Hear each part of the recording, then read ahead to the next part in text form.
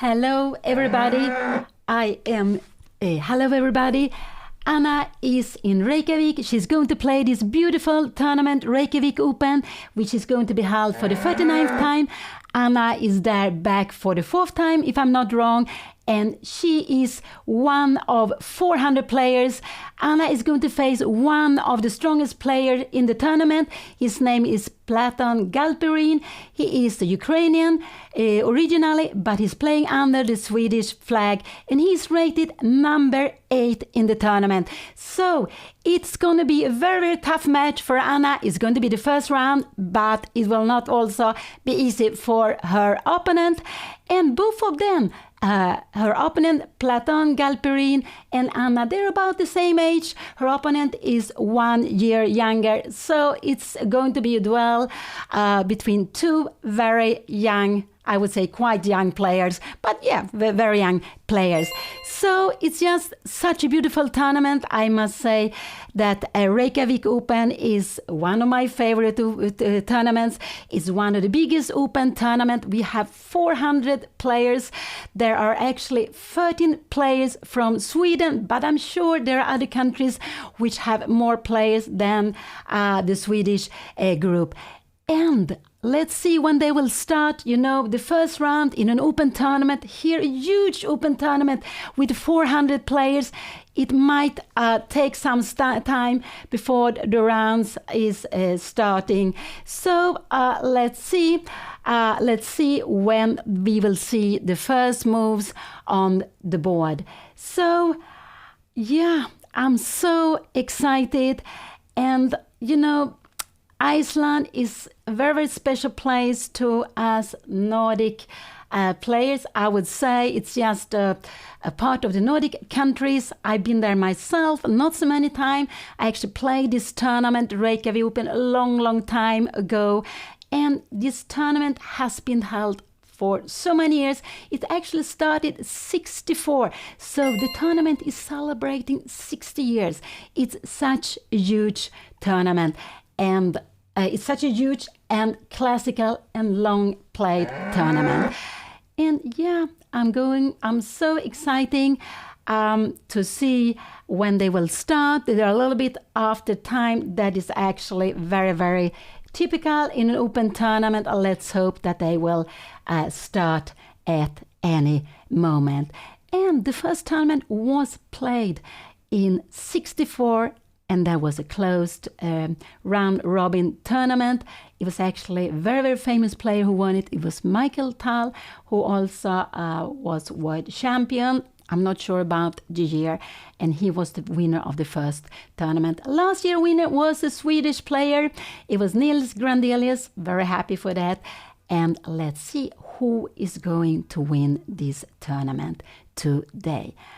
But we are still waiting a bit. Anna she has 21-15. You can see she has 450 points less than her opponent. And Anna is rated 106 among these around 400 players who are playing. Exactly how many players there will be, we will know after the first round when the tournament have started. There are some players who might not even make to Reykjavik. They have to cancel for some different reasons. It could be others who can join the tournament. But it's such a huge, huge tournament. And it's a tournament where everyone is playing in the same group. And I myself, I love this kind of tournaments where you can play together. Even if you are low rated, you can get a chance to play against very, very strong players. One of the grandmasters, maybe one very, very a living legend. We have one of those here. We have, for example, Vasily Ivanchuk from Ukraine. He is the number 2 in the tournament. And with about 26-15. So he is one of the older players, but he has also been one of the strongest players in the world for a very, very long time. Now he has, with age, that's very natural, lost some rating. So I'm still exciting to see when they will start. What will her opponent play? What would I expect? I haven't played against Galperin myself. He has played in the Swedish league, but I never got the chance to play with him. So I don't know him so well, but I would actually expect him to go d4. But let's see what will happen when the game gets on.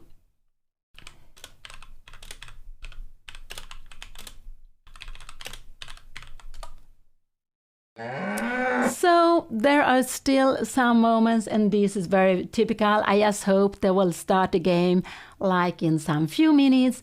But the first round in the round robin,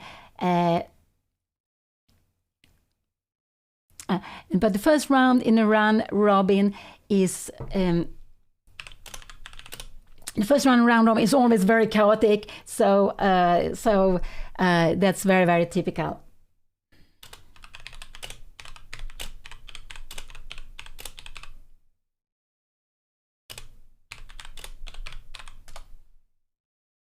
So so we are waiting a little bit more. So I played there in the 11th tournament. That was 1984. That was actually 40 years back, and it was just an enormous experience. I spent a whole month in Reykjavik playing first in the Grandmaster round robin tournament. I played with all these legend Icelandic players, and then I also played in the Reykjavik Open.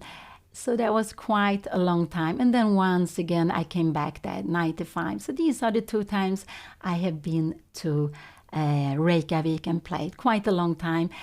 And so now I am sitting here in Stockholm while Anna and 400 other players are playing in a Reykjavik Open. And we will see when they will start the game.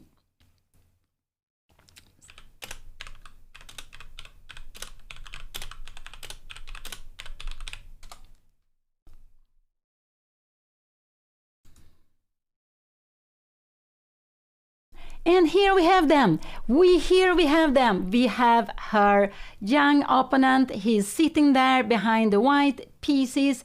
Anna is not there on the board yet. She is, or maybe she's there, but I cannot see her. Yes, now she will be there at any moment. And of course, they are all waiting. We can see lots of players behind. It's just such a huge tournament. And such a beautiful tournament, really, really. So there are players coming from the whole world. And here we have Anna, and she's coming to the board.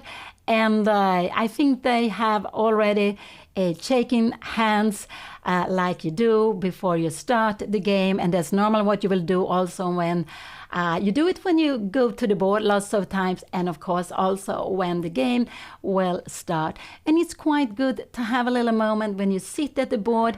You sit at the board just to feel the tournament. I remember how the ex-world champion, or the Mikhail Budvinik, he said you should come to the playing hall at least 15 minutes before, and to feel the tournament, to get focused, to write your score sheet, because this is a classical tournament. They're going to play with classical time, and the most popular classical time is that you have 40 moves for 2 hours. All the time you get 30 seconds per move, and after 40 moves, both of the players, they will get 20 moves, 20 minutes each, and so they have quite a lot of time. The game will normally be like 3, 4, 5 hours. Sometimes it can be shorter, it can also be longer, but these are the classical time these days. And both of them are sitting, they are applauding, so there is a speech from someone that's very typical when you're starting, but of course they don't want to delay too much, because this is a tournament with a very tough schedule. At least I would think so. They are playing 9 games, and that's very typical that you play uneven number of games. It has to do with the colors. It's easier to make 5-4. You have maybe 5 whites and 4 blacks, or maybe 5 blacks and 4 whites. If you play a tournament with 10 games, it could be that you get 6 whites and 4 blacks, most people wouldn't mind that, but they wouldn't be so happy if you have 6 blacks and 4 white. So also for norms, normally you need to have 9 games to have a chance to make a norm, for I am norm. It could be Grandmaster norm, it could be a woman Grandmaster norm, could be a woman international master norm. There are lots of different titles you can try to get. And for that, you need to have 9 games. And it will be a tough schedule. Today, they're playing only 1 game, but tomorrow they will play 2 games. And so it will be a double round already tomorrow. And they are going to play 9 games in a week. And of course, the idea with that is that it's easier for amateur players to be away from home when the tournament is a little bit shorter. We can see how Anna is focused here. We can see also her opponent is just sitting, maybe a little bit relaxing. They are listening to the speeches, but I'm sure the tournament will start at any moment. And these are, very, very exciting. Sometimes you play against the player who like to play different first moves. It could be very exciting to see what your opponent doing. I always used to be very nervous these first minutes before the game started, before I got focused, before I felt I got into the game. But let's see. So I guess both of them are thinking lots about the game, maybe even trying to relax a little bit from the game. So let's see here. There will be a little bit more waiting, but you can see how huge the playing hall is. I have never played in this playing hall. We played in hotel. The Harpa was not built yet then. And here we see they are shaking hands. This is what you always do before the game start. And let's see what her opponent will play. He has surely made his decision, but he a little bit wants to think, and what is he going to play the first move? And yeah, he a little bit takes his time. And this is actually what I do also. And here it came. He played e3. This was not the move I would expect. He played this a little bit e3 just to get out of the...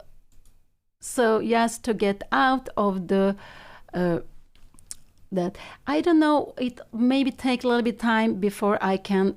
Let's see, now we got it. We should have it. We should have it like this. We should have it like this. And I haven't seen the move come on the board. Let's see if it will come up on the board at any moment. So let's see here. Why can I not see? I will make the move here. e3 was played. Anna played d5. Now her opponent is playing d3. I think, could it be that Anna's opponent is going to play the cow opening? Could it be that he is going to play the cow open? I'm seeing a little bit smile on Anna's face. Is he going to play her opening? That would be so amazing. That would be, wow, that would be incredible. Is he going to play? I think Anna will go now e5. This is, white has put the pawns here just on d3 and e3.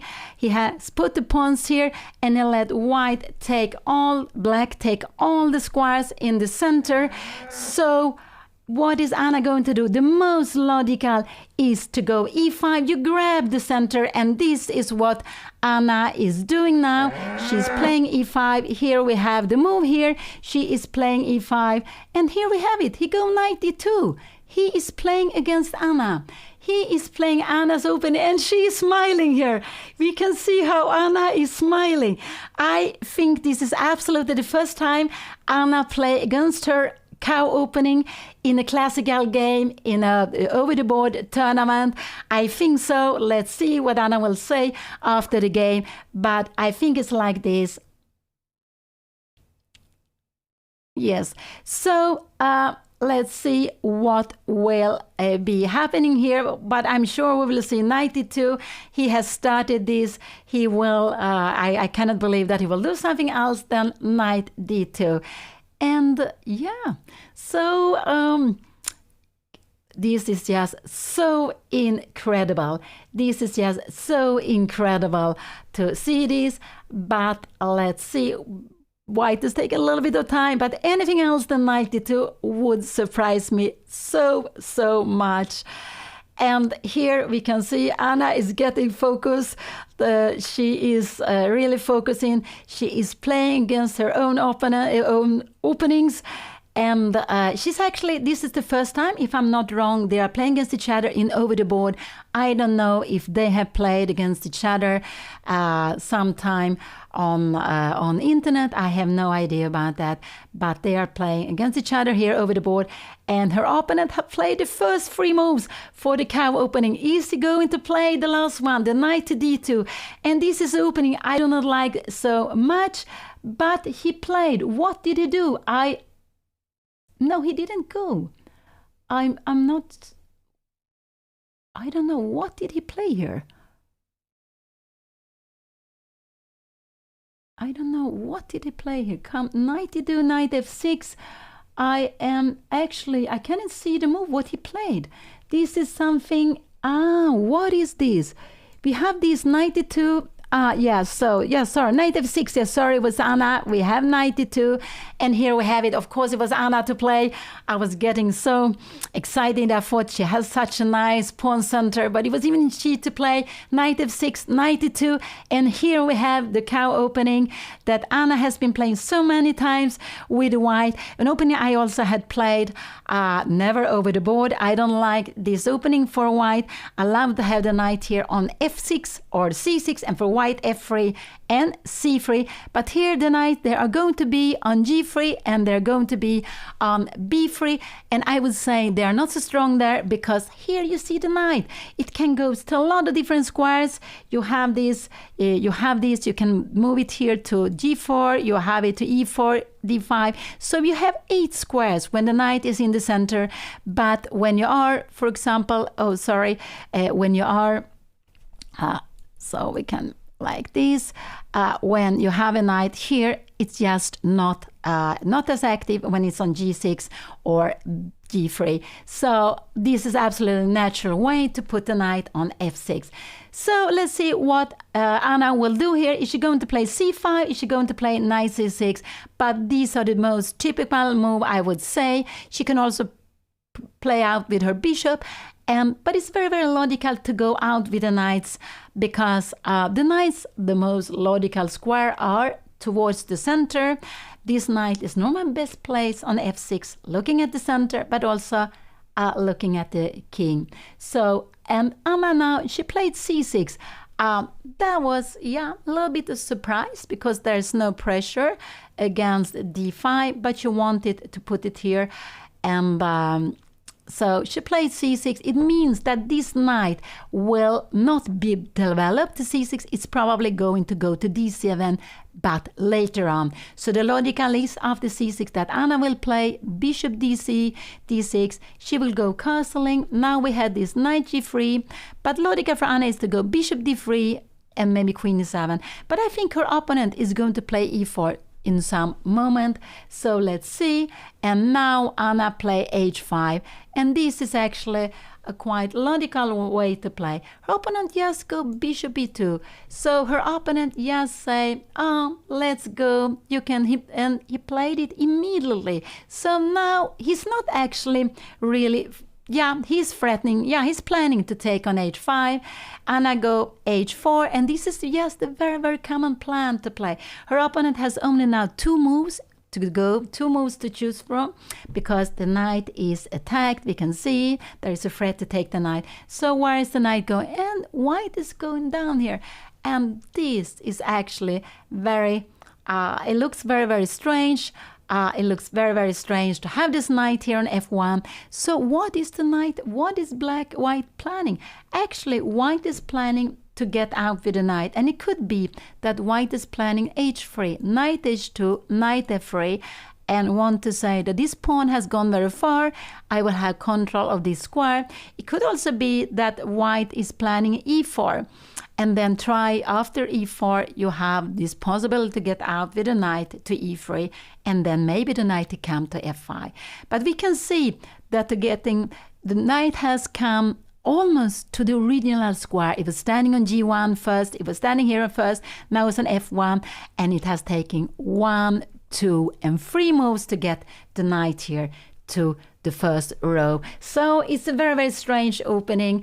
It's a very strange setup, but this is what white wanted to play. I wouldn't feel happy with this. I would just say that one very normal move is to put this pawn on h3 here already now, is to put it, because after a move like g3, we see this one doesn't have such a good square to go to, and the king will be restricted. So this is actually a move you like to play. If Anna will not play h3, I will expect that white will go h3 very quickly, and then maybe knight h2.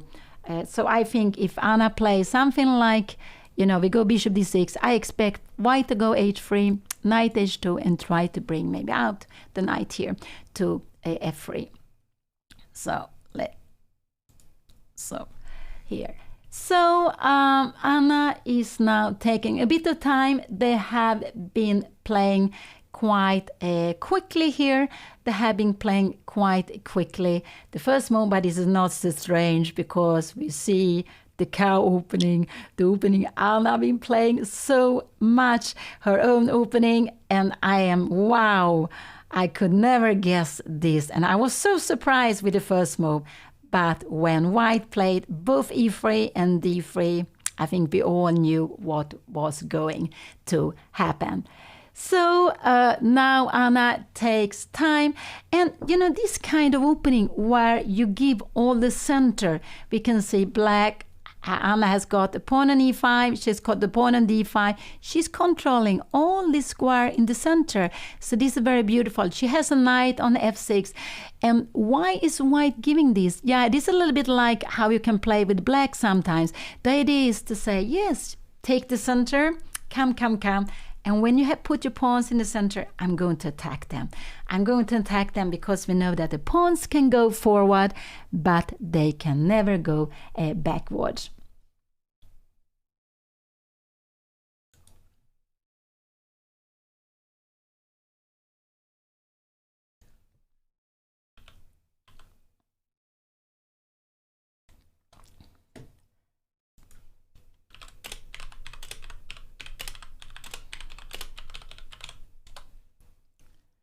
So, and here Anna is taking her time.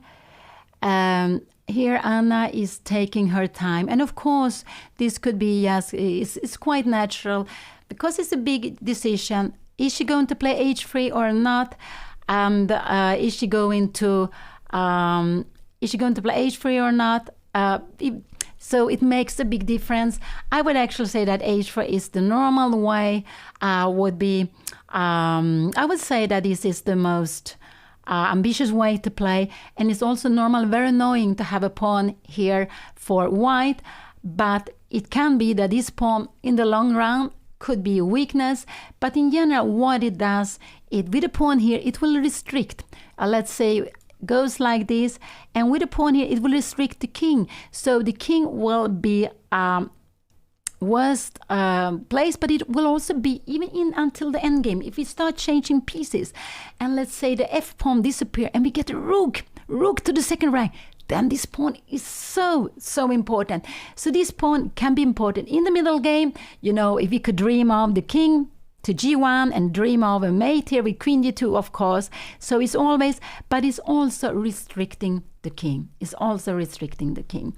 So even in the end game. So this is what I think is a very natural move to play, but and it's also the moment now. If you make some slow move, then white can play h3 to stop it forever. So let's see what Anna will play. I'm so excited here.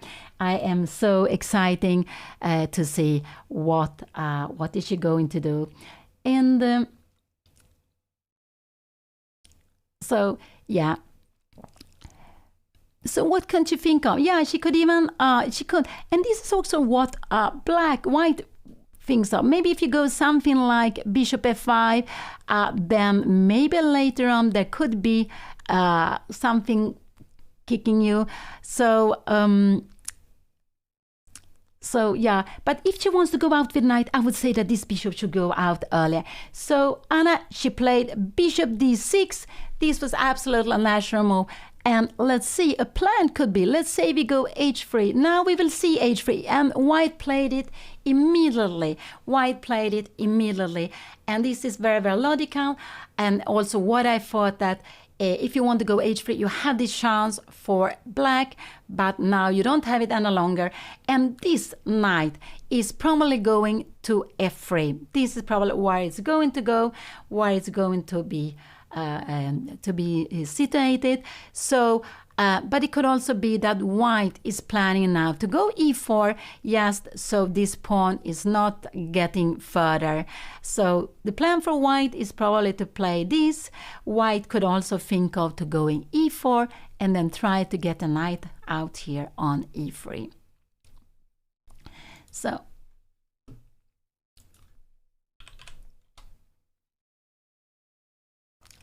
and yeah, so what will I expect Anna to play here? I don't think she will go short castling when you have played. I think she will go, is it queen e7 she's going to play here now? It looks like she does that. No, she plays bishop e6. And so what Anna is doing, she's developing her pieces. She preferred the bishop to be here on e6. And the reason is she wants to go out with the bishop because she wants to bring out the knight. And the knight cannot go to c6 any longer, so it will go to d7.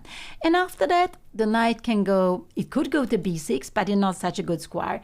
So her opponent, here it came, knight f2, knight h2, and now the plan is to go knight f3. This is absolutely the plan for white here. The plan could also be to go knight g4 actually, but I don't think knight g4 is such an important move to play, such a good move to play, because if you want to go knight g4, maybe Anna could move her knight, and after that the pawn push could be. So let's see what I think more knight f3, but not yet. Knight f3, yeah, I think this is actually the plan. Let's see Anna go knight e7, then I think we will see knight f3, and now we can see that this could actually be some kind of bothering, and if you go e4, we will have knight e4, and now white will actually grab the bishop. And be a little bit careful. This is actually something very good to remember, that even if the knight is worth, we have, this is the position at the board, the knight and the bishop, they're about 3 points each, like 3 pawns, but they are strong in different kind of positions. So when we change a bishop for a knight, normally we want to have something for it. It could be that we get time, we get development. It could be that we double the opponent's pawns. It could be that we somehow win something, because we know that if the bishop pair, these two bishops together, look at them, they are controlling all the squares on the board, the white and the black squares. So the bishop pair is a strength, and it's a strength during the game. It could be in the opening, it could be more in the middle game or in the end game, because the bishop pair needs to have open files. So this is something we like to remember to keep. And if we get a position with, let's say, equal number of pawns, and there are pawns on both sides, there are open files, then we have this static advantage with the bishop pair. So we always want to have something back when we change one of the bishop for one of the knight. So we can see how they have been playing quickly. They have almost not used any of their time, and they have made like white has made his ninth move. Anna has made 8 moves, and they need to make like 30 moves more to get to the time control. So there are lots of things going to happen. We are going to see some open files also finally, but here we have a completely closed position. It's completely closed. And what is Anna going to do here? What could I imagine? Is she going to go e4 now? If she goes a move like e4, I would absolutely, what would I guess? Could it be that, yeah, this is absolute possibility to play. It could be then that your opponent, yeah, I'm not sure actually, because the idea would be if you go something like this, we've got knight d7, and this one will be not, this is not possible. You see, I'm a little bit tired because we have this pawn hanging. So maybe knight g4 would be absolutely a possibility even then. I want you to see that this is not possible because this is hanging. I normally like to take out the moves so you see what I am speaking about.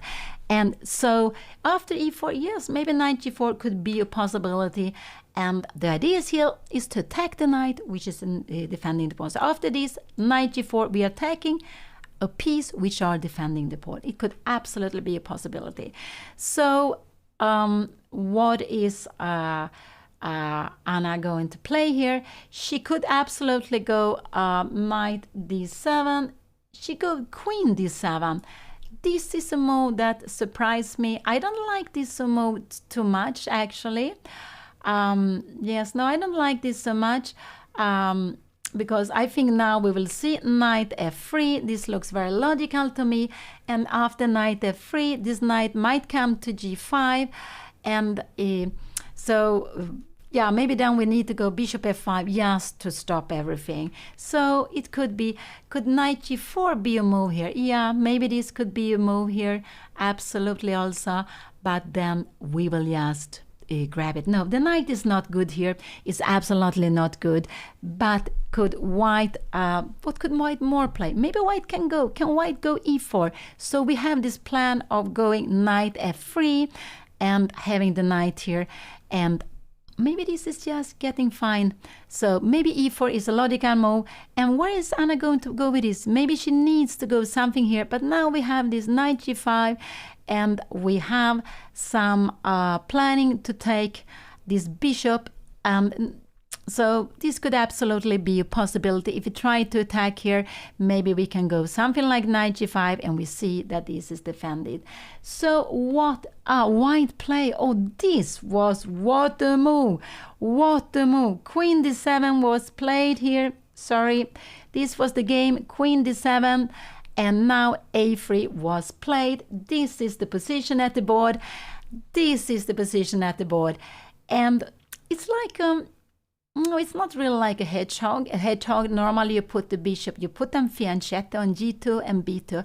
So what is the idea with this move? The idea is to take space with b4. Finally, you can see all white's pawns are on the third rank. White's pieces are only on the second round. So one idea is to take space here, a3, b4. And if black plays a5 to stop b4, you can absolutely do that. But then this king, where are you going to put it? Where are you going to put the king? You're not, surely, probably you don't want to go long castling. So after a move like this, now maybe a4 is coming. I guess this would be a very normal move to play. And the idea of this little move is that if white runs it, you have b4 and you get more space. So a5, I would absolutely say. But let's see, we're coming out here, maybe bishop b2, and we have a position like this. And can we keep on playing something like knight c5? I'm not sure if that could be so good. Maybe we have knight f3, and we can see that this pawn is just getting under attack. And there can be, if it goes something like that, maybe we can have, yeah, I don't know if we sometimes can have something like even taking d4, but I wouldn't really like it. Or we start here now to play against this pawn center. This is very far from the game. a3 was played, so we can see that white is a little bit playing all over the board. And when white played this is sorry, a5 was played. When white is playing, white is playing a little bit all over the board, and white is playing all these small moves. Now, what this was actually, knight is 6. This was actually a little bit of a surprise to me. I guess now b4 will come. This looks very logical. And after that, you can go c5. So it's a little bit like what Anna is doing. She's doing the same now. Like her opponent said, yes, come, take space, and then I will attack you. I guess her opponent will actually go b3, not b4, just to keep it like this. But then maybe Anna can just go long castling. She has her king quite safe here. And she can have some plans of going rook g8 and then g5, starting an attack, and here on the king side. So knight a6, the plan is she needed to have a square for the knight. She might go long castling. So let's see what her opponent is doing. And we can see that they have both played very, very quickly. They have both played lots of moves in quite a short time. White is having white is having more time than when it started, 2 minutes more, because when you make a move, you will get extra time for each move that is made. So knight a6, it could be that this was that it was a good move. Again, Anna is planning a long castling. Maybe she will go with the knight.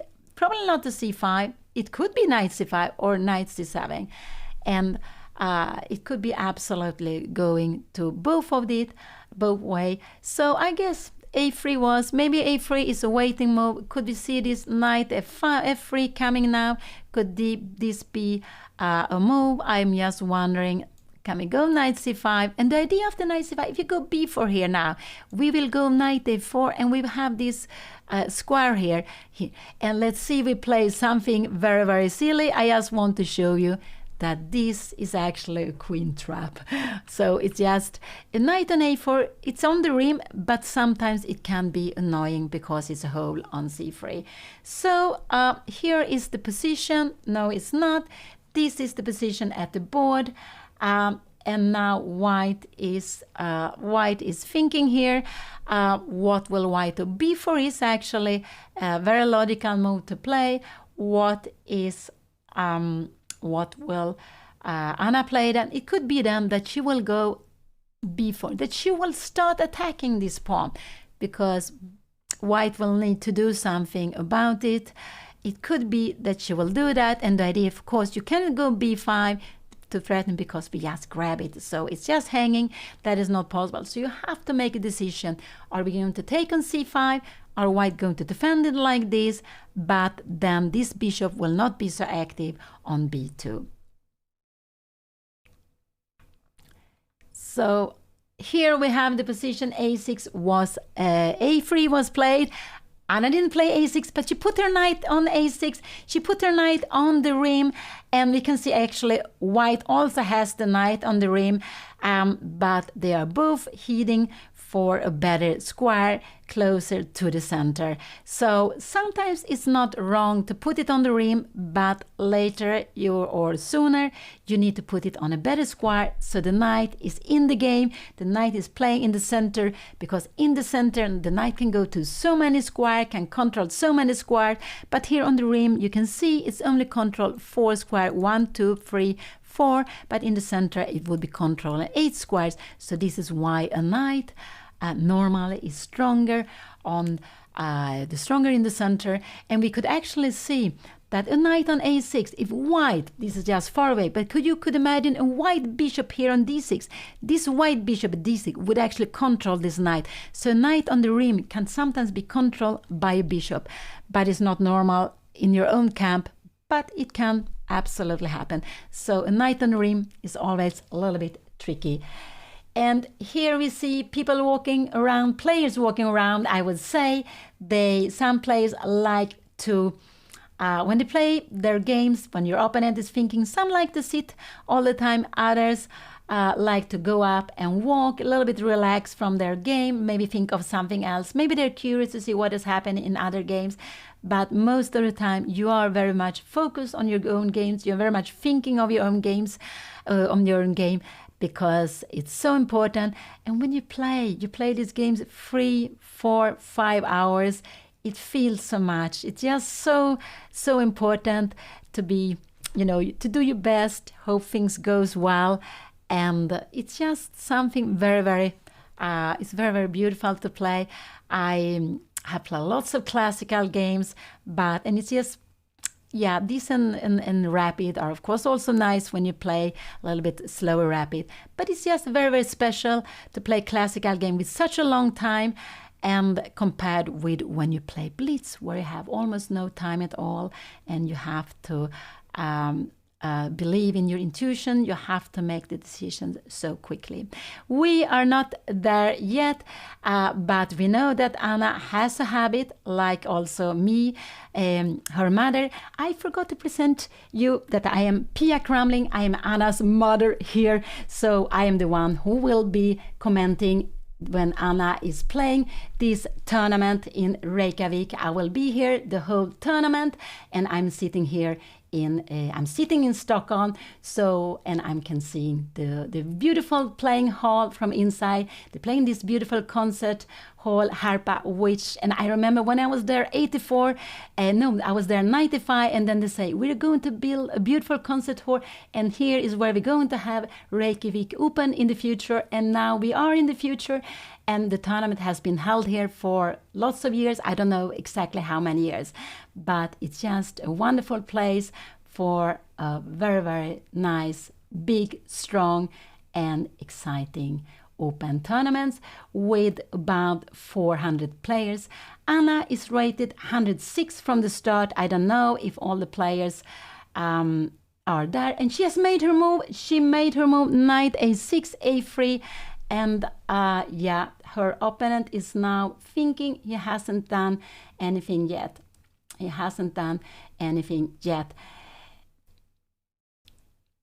And this is the 4th time that Anna plays in Reykjavik Open. I only played her 1 time, and this is the 4th time, if I'm not wrong. She played there last year. She made, I think, 5.5 out of 9 plus 2, and I think she was quite happy with that. She played there also 2 years ago, and then she played there for some years ago, and every time she played in Reykjavik Open. So now her opponent will play, and white played before. This was the logical move to play against, to play this, because with a3 you are planning b4. So what is Anna now going to do? So this is actually 1 move. She's going to play this move in 2 moves, but it's okay. She's actually a little bit challenging the pawn on b4, and saying, what are you going to do? Are you going to take it? I will absolutely take back with the knight, and now this knight have such a nice square to be, you see the knight will be after take here, knight takes c5. Now the knight is in the center, and if a move like bishop e2, we would absolutely go knight a4, and you see that this bishop is attacked, and we wouldn't mind to change the knight for the bishop, because the position is open up, and we would also see that this pawn structure would be worse for white than for black, because we have this a little bit backward pawn here, but we can see also there's a bit of a hole on c3. So let's go back. Here we have it. This c5 is a move I like, but c5 could be a little bit a difficult move to play, because Anna already put the pawn on c6. If she goes c5, she makes the move in 2. She makes the move in 2 moves. She would prefer to have made something else and to make it in 1 go. So what would I expect her to do? She could go long castling. She could also go rook g8, actually could be a move to play, rook g8 and then to go g5. But if she go rook g8 and g5, I just want to show, I think we will have something like this, And if you go something g5, it could be that you will go knight f3 and you're getting attacked. This pawn is getting attacked, and this is just, you can see how it looks where this doesn't look good. You have to defend this. Maybe queen c7, and what is the knight doing the rim? This is not a good plan. This is absolutely not a good plan. I like c5. We could also go maybe knight c7, and then maybe knight c7, but let's see, we go maybe something like e4, but then maybe can we go d4, or we could actually now start to attack this pawn with b4. This is also a way of attacking the pawn, and actually a very natural way of attacking the pawn. So knight c7 could be, and maybe bishop b2 is quite a normal way, and then a5. I'm just wondering, if we go knight f3 here, can we just are we going, then this one is not so easy for us to defend, but also b4 is hanging. So we can make the choice.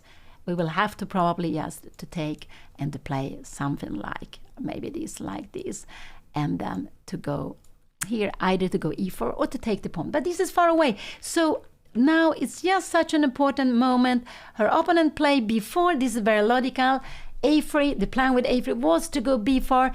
Anna played knight e6. And white played b4 anyway, but was thinking a little bit, and white still has lots of time, even more time than when they started.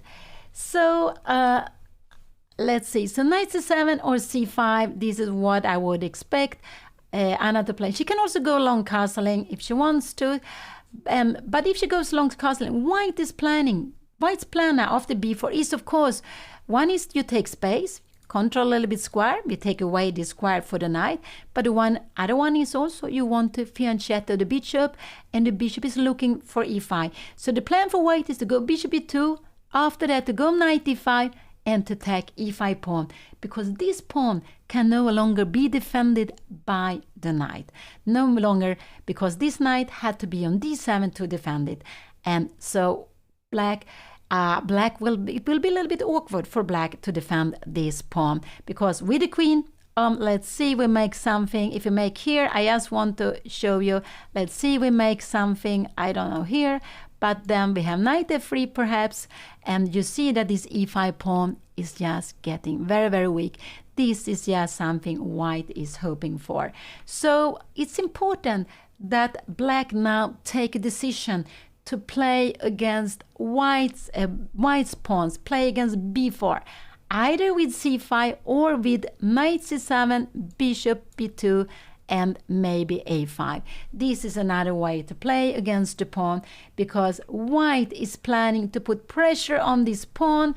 Of course, you could play like this, bishop b2, could we go queen here, but then maybe we will have c4, and then all of a sudden we see the pieces are becoming quite awkward. This is absolutely a threat. And why did I want to go queen e7? Yeah, the idea was if we go knight f3, maybe I can go something like bishop f5, I can defend this. This could absolutely be a way, but c4 is still coming, or still I probably have to go a5 to challenge b4. So it becomes, I would say, a little bit sharp here now. A little bit sharp, because there are threats, slow threats against this pawn e5, and we know how important these central pawns are. Central pawns are e5, d5, and black cannot attack white's pawn, because white just put the pawns on the third rank. So the only pawn black can attack, this is b4. This is actually the only pawn black can attack. So Anna is sinking into big thoughts here. What is she going to do? But I expect her to go either knight c7, I don't know, c5, but c5 is maybe the move I like most of all the moves in the position. So yeah, so these are the moves I expect. She can also go long castling, but I'm not sure this is so good, because after bishop b7 we see that this is getting a little bit weak. Can we go queen e7? Maybe we go knight f3. We're putting some more pressure here. on e5. We're also planning some knight g5, so it could be that we need to go something like this. And just the idea for black is to go f5, to go g5 and try, while white will probably go, I don't know if you go c4 directly, or maybe we should go a little bit this rook c1, and the plan is to go c4. Probably the king will need to go away, but you have c4 here. And how can we have this position? I'm not sure if you should go knight c7 or how we should do here. So, but black's plan is to go f5 and g5, and maybe to take space. But this is far away, this is far away. So I would say, sorry, this is the position. b4 was played. This was the last move here. And castling was not played, sorry, it was not played. No, let's go back. We have this position is the one at the board, but I would guess here, long castling, one move. I would also guess Anna will go knight c7 to put the knight in a more central place, a little bit waiting for black, waiting for white to do, or maybe c5, which is very aggressive move, but black Anna wants to challenge this pawn. She wants to play against this pawn and ask, what are you going to do with this pawn? Are you going to let me take it, or are you going to take on c5? Or if you play something like this, you will defend it, but this bishop will later on be very, very passive. So these are the three main moves I would say for Anna to make here. And the idea with b4 is also a little bit of scaring black to make a long castling, because we have a pawn push here. If long castling will come, we will start our pawn push here on this side. So it's a little bit makes it more difficult to make the choice to castle long side, but we can see that Anna doesn't want to castle short side, because if she would do that, this h4 pawn, I just want to show, if you go here, we have knight f3, and we can see that this pawn will not be easy at all to defend. So the rook needs to be here on h8, it needs to defend the pawn. And so this is round 1 in Reykjavik Open, this beautiful tournament, 400 players. You can see the playing hall, lots of players there behind, many grandmaster. Anna is rated 106 in the list I saw from the beginning, but it's not sure it's her rating now. It could be some players couldn't play, or some more players have right. And her opponent, Platon Galperin, he is originally from Ukraine, but he's playing under the Swedish flag, and they are about the same age. He is actually 21. Anna is also 21, but she's 1 year older, and so there is a clash between two young players. And we can see that white has played a very exciting opening. White played the cow opening, Anna's own opening. It's just tremendous and very wow, I must say. When white started e3, started with this little pawn move, then this move, and we saw this knight coming out here, and this knight has made a long dance here to come to h2. So it made 1, 2, 3, and 4. Actually, it could have come here 1 and 2, but the way white played, it was in 4 moves. So it's a little bit like white is actually losing time, seeing what black is doing. And when black takes space in the center with the pawns, white is going to attack them. This is the position b4 was played, sorry. This is the position b4 was played here. And now Anna is just, she is thinking a little bit more. She's spending more time. But she has anyway played quickly. And we can see that her opponent, yeah, he likes to go up. And of course, this is what you can do when you play in a classical tournament. You can do it also when you play rapid. In Blitz, you don't have time. So this is a huge playing area where the players are allowed to be. They can go to the bathroom, they can take something to drink, they can also eat something. These days, we are not allowed any longer to eat at the board. But we can eat something on the side. And of course, when you play a game which are 4, 5, 6 hours long, you will absolutely need to take something. But there are players who don't want to eat anything during the games. Others, like me, I like to take something after some hours because I know that my energy can absolutely go down. So Anna, she is fully focused. She's playing against her own opening, and she is playing again over the board, and actually something she really enjoyed to play. And of course, Reykjavik Open is one of the most, I would say, one of the most lovely tournament to play in because it's such a huge tournament. It's players from all over the world. From Sweden, I told you before, there are 13 players, which is quite a lot, but I'm sure there are more players. There are bigger groups from other countries, but I didn't have time to check that yet. I don't know how many grandmasters, but there are players who are not rated at all. And I think the number 1 is Diak, Diak from Romania, with like 26-17, and then Vasily Ivanchuk, this legend from Ukraine. He's number 2 in the tournament with about 26-30. And Anna, she is rated 106 among all these 400 players. And the one Anna play against, Platon Galperin, he is one of the favorite. He is number 8 on the starting list. So, and we can also see that Anna's opponent, he is having a very high rating, 25-55. He's actually rated number 4 in Sweden. We have Nils Grandelius, we have Ferdinand Helles, and then we have Vitaly Sivuk, who also originally is from Ukraine, but playing under the Swedish flag. He's actually the Swedish champion. So he is one of the top players playing for Sweden. The one, Platon Galperin, the one Anna is facing here. And so she is so full of focus.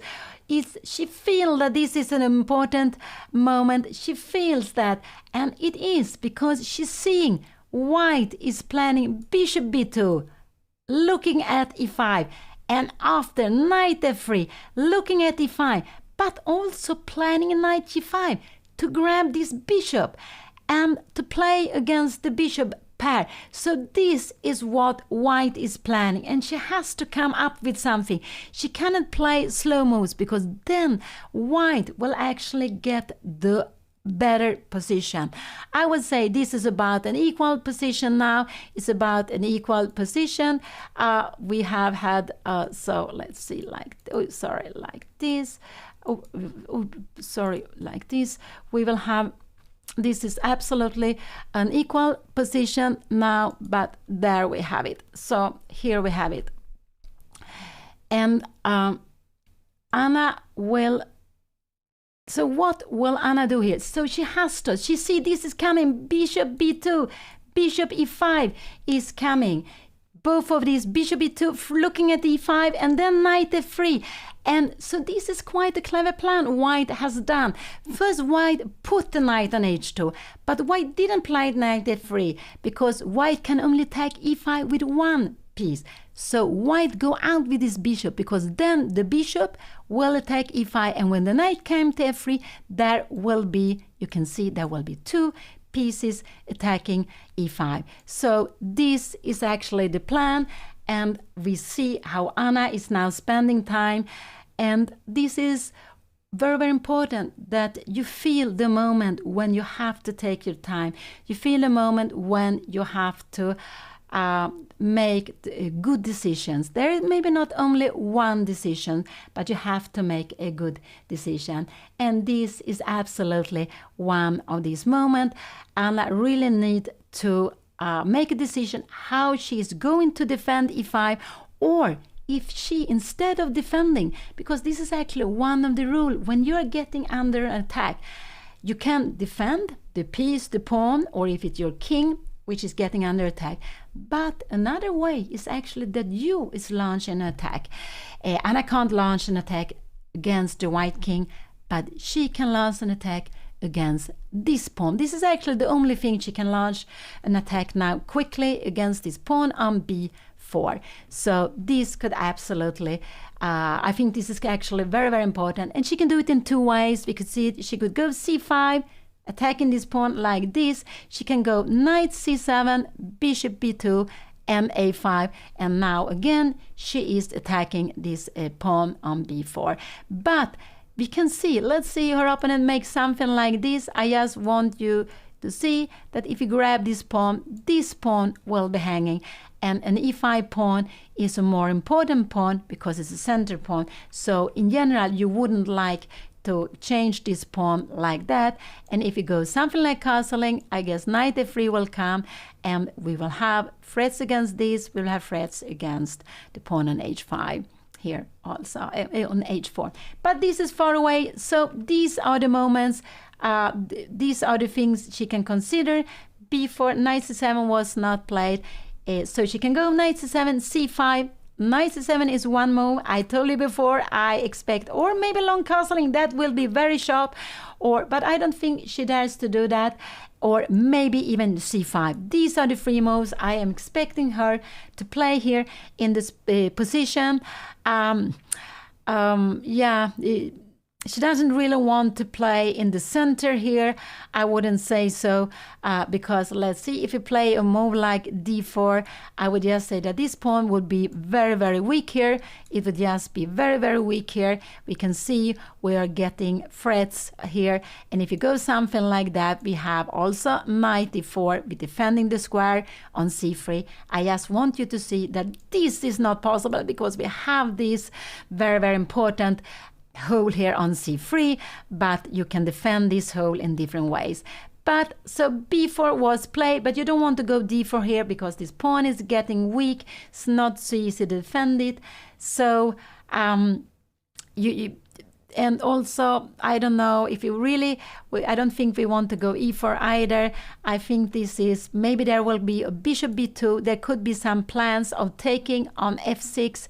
We can see, I just want you to see that if I do something, let's see, I go something slowly, maybe we can yes, maybe we start taking on e4. If you take back, we can go maybe to take care, or maybe we do this again, knight g4. We have this idea that we're attacking the base, this knight is defending e4, we attack it, and when you do something like this, maybe here we can see that e4 is becoming extremely weak, so weak, and there's also threat against e4. We can see there are threats here, and e4 is also threats against g7. So, but this is not here yet, but these are things which are up in the air. So we don't want to move e4 because this pawn will become weak. We don't want to move this pawn forward because it also become weak. So these pawns are better placed here now. So these are the things I am believing Anna is thinking of. It looks like they are having the sun on the board. This is actually something I'm never happy with when it happens to me. So I do hope they can organize it because it could be it's quite disturbing to get the sun in your eyes and you don't want to play with sunglasses. So it looks like it, or maybe it could be the maybe it's not the sun. I'm not really sure, but it looks like it because it's so clear and it's so much. But Anna is in a way full focus. Maybe it doesn't disturb her. I wouldn't be happy to get it because I just like it when it is a little bit shadow. But I also like to have good light for the game. And you can see they're playing on electronic board, of course. This is the reason when I make the moves, we can see it. But there is 15 minutes delay. So this is the reason why I have to make the moves here. I will have to make the moves here on the board. But, and this is quite typical that they have it like this in tournaments now, that the games are delayed with 15 minutes. And so Anna, we can see she's down to 1 hour and 9 minutes. It's still lots of time. Her opponent has used like 5 minutes, not so much time. And but it's still lots of time. I just do hope that Anna will not get into time trouble. And her opponent, yeah, when Anna is thinking, he is just taking his time. No, he's just walking around. And lots of players like to do that. Walk around in the playing area, maybe take something to drink or to eat, just to save the energy, because these games can be very long. You really need to save the energy. And here it came. Anna played long castling. She played this brave move, long castling. But what is she going to do now here? I expect her opponent to go bishop b2. So this is actually what I expect her opponent to go. Is there something she can do here now? I have no idea here. What can she do? Because there's getting threats against e5. I'm sure this is the move. This is actually what she played. I think we will see absolutely bishop b2. Could there be something else? It could be knight f3. It could be c4 also. C4 I don't expect so much. So bishop b2 looks very logical. Anna is sitting still at the board. Knight f3 could also be a move that she will that white will play. So one of these moves are the most probably. You could even go c4, but no, I believe we will see one of these moves here now. So c4, no, bishop b2 or knight f3. We will see something hitting e5, something going to attack this pawn. Could it be the bishop coming out here attacking e5? Could it be the knight coming here attacking e5? So this is a little bit of a weakness, this pawn here on e5, and I think white is going to attack it in some way. So if white goes bishop b7, bishop b2, sorry, I think we will see queen e7. Maybe we can see this. What will happen? Knight here. And now, because the knight is planning to take on e5, now this is probably the move we should do. But what did happen? Can we go d4 in a move like this? No, this, I was just wondering, this, we will just take on f3 and we will have fantastic position. So this is not possible to play. The idea with d4 is, of course, I just want to show that we are attacking e5. We are attacking e5. We are also looking at this knight battle place. We want to take the knight to damage the pawn structure. But black has this idea, going e5, threatening f3. And there's nothing better you can do than to go knight e5. And then we have knight c7. We keep our pieces together. And we have... and maybe later on, we're not really planning to take on e5 directly, but we're not damaging our pawn structure. I don't know, if you go something like c4, maybe we can start an attack with queen g5, and we see there are threats against g2. This is very far away, but this, let's see, her opponent is still out. Maybe, I'm not sure. Yeah, her opponent is still out. He's not here yet, so maybe walking a little bit around. And Anna, she is using her time to be focused, to flip a plan. What is she going to do? What is she going to play if her after her opponent's next move? And this is something very, very good to do, that when you sit at the board, you can guess what is your opponent going to play. And here, bishop b2, this is absolutely the most logical move to be here. She has to plan, how am I going to play against this? And if this is played, I would say queen e7 is a good move. Queen c7 is not, bishop b2, queen c7 is not a good move, because we can see that this is the square for the knight. This would absolutely not, this knight doesn't have any future any longer, so this knight will need to come back to b8, and you don't want to do that. So no. So let's see. So here, this is like this is like this. Here we have it. We have this position, And no, we don't have it. This is the position. Long castling was played. This was a very brave move, I would say, by Anna, but she wants to play aggressive. She's absolutely having this plan.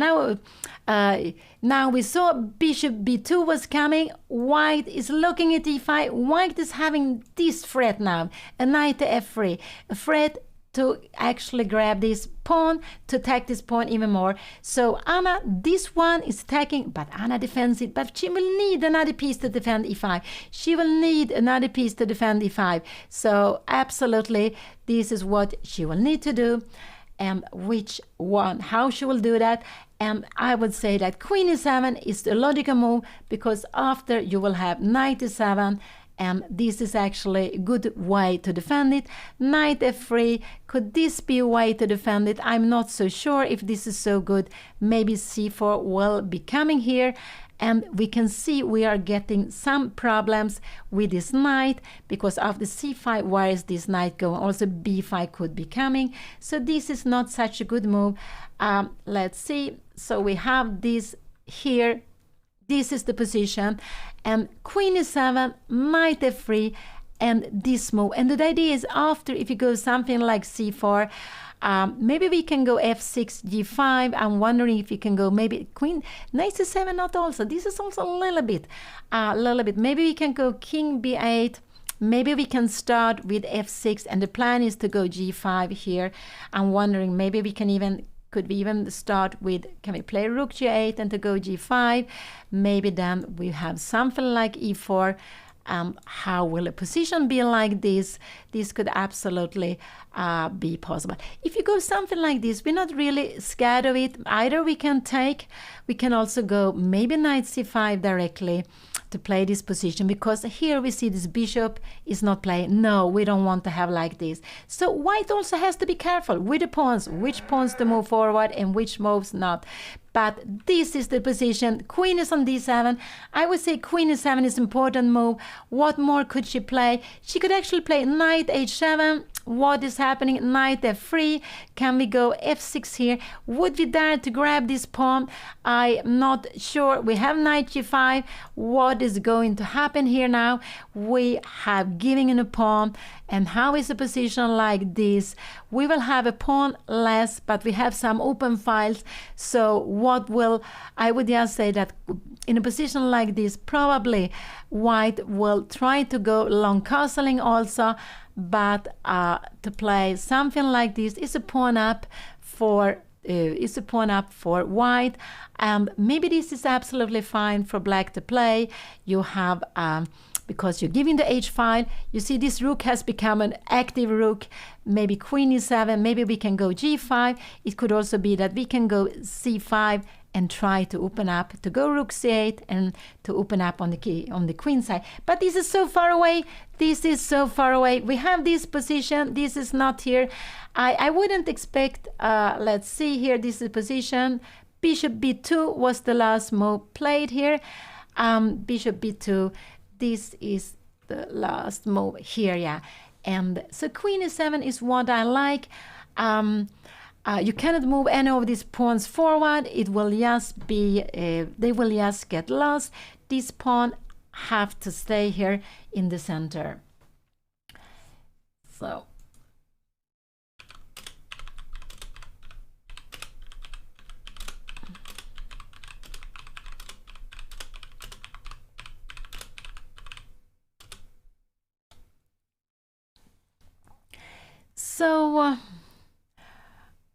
yeah, of course you can play, yeah, I don't know, I wouldn't like to, if you try to go in the center here, yeah, this is a way to open it up, but what will happen here?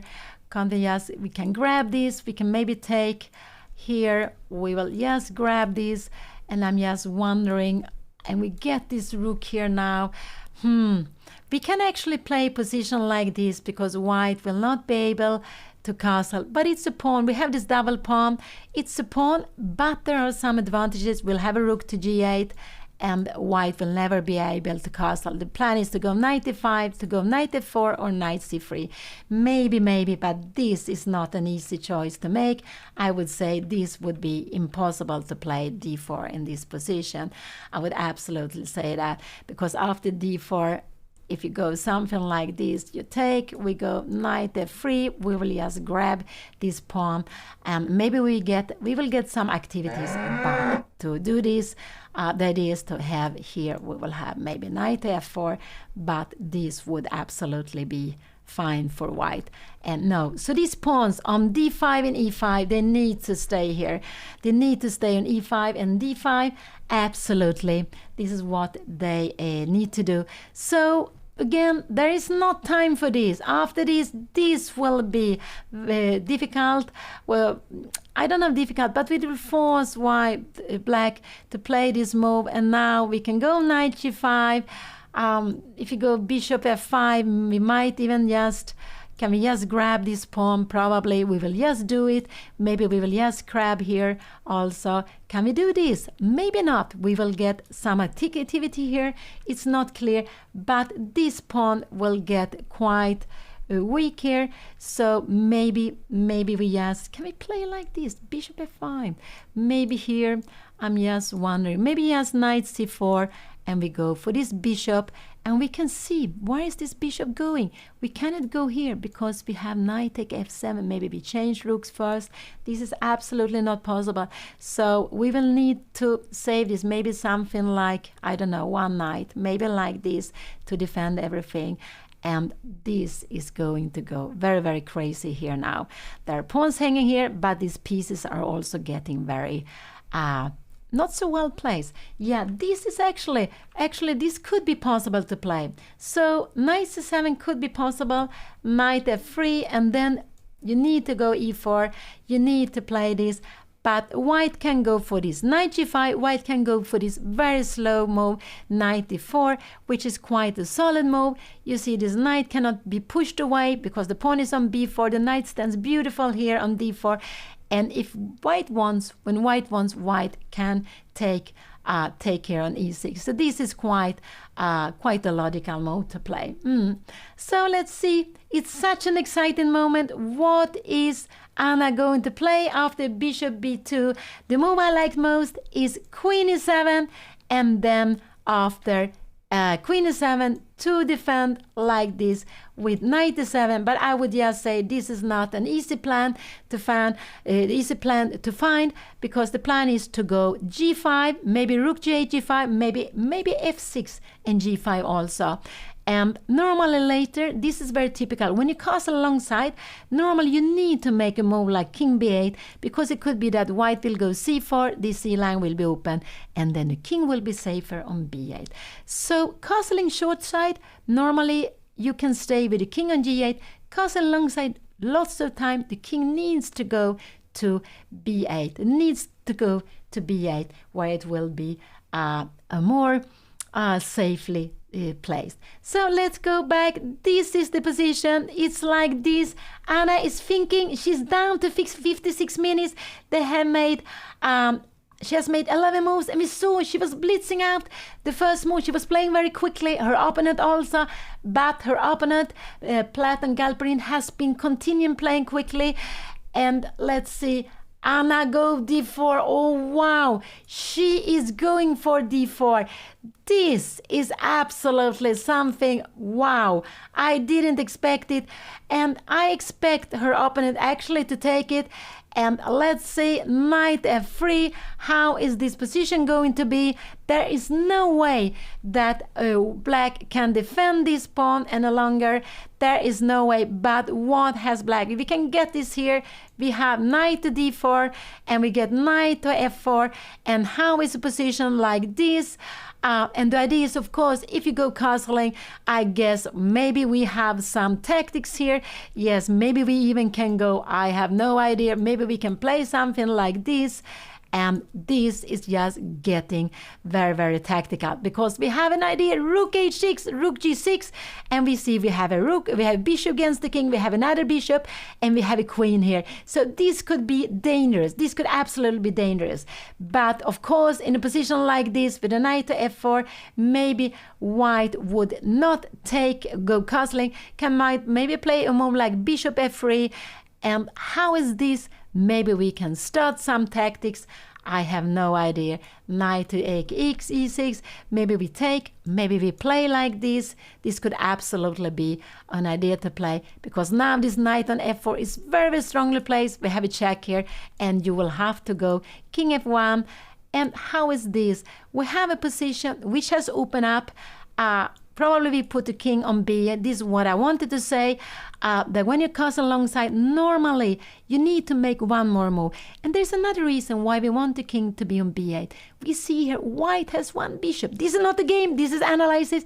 And this bishop is on white square. We want the king on a black square.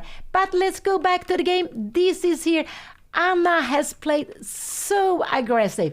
I am, wow, so surprised. But she wants to open up the position, and this is nothing wrong to open up the position with the king in the center.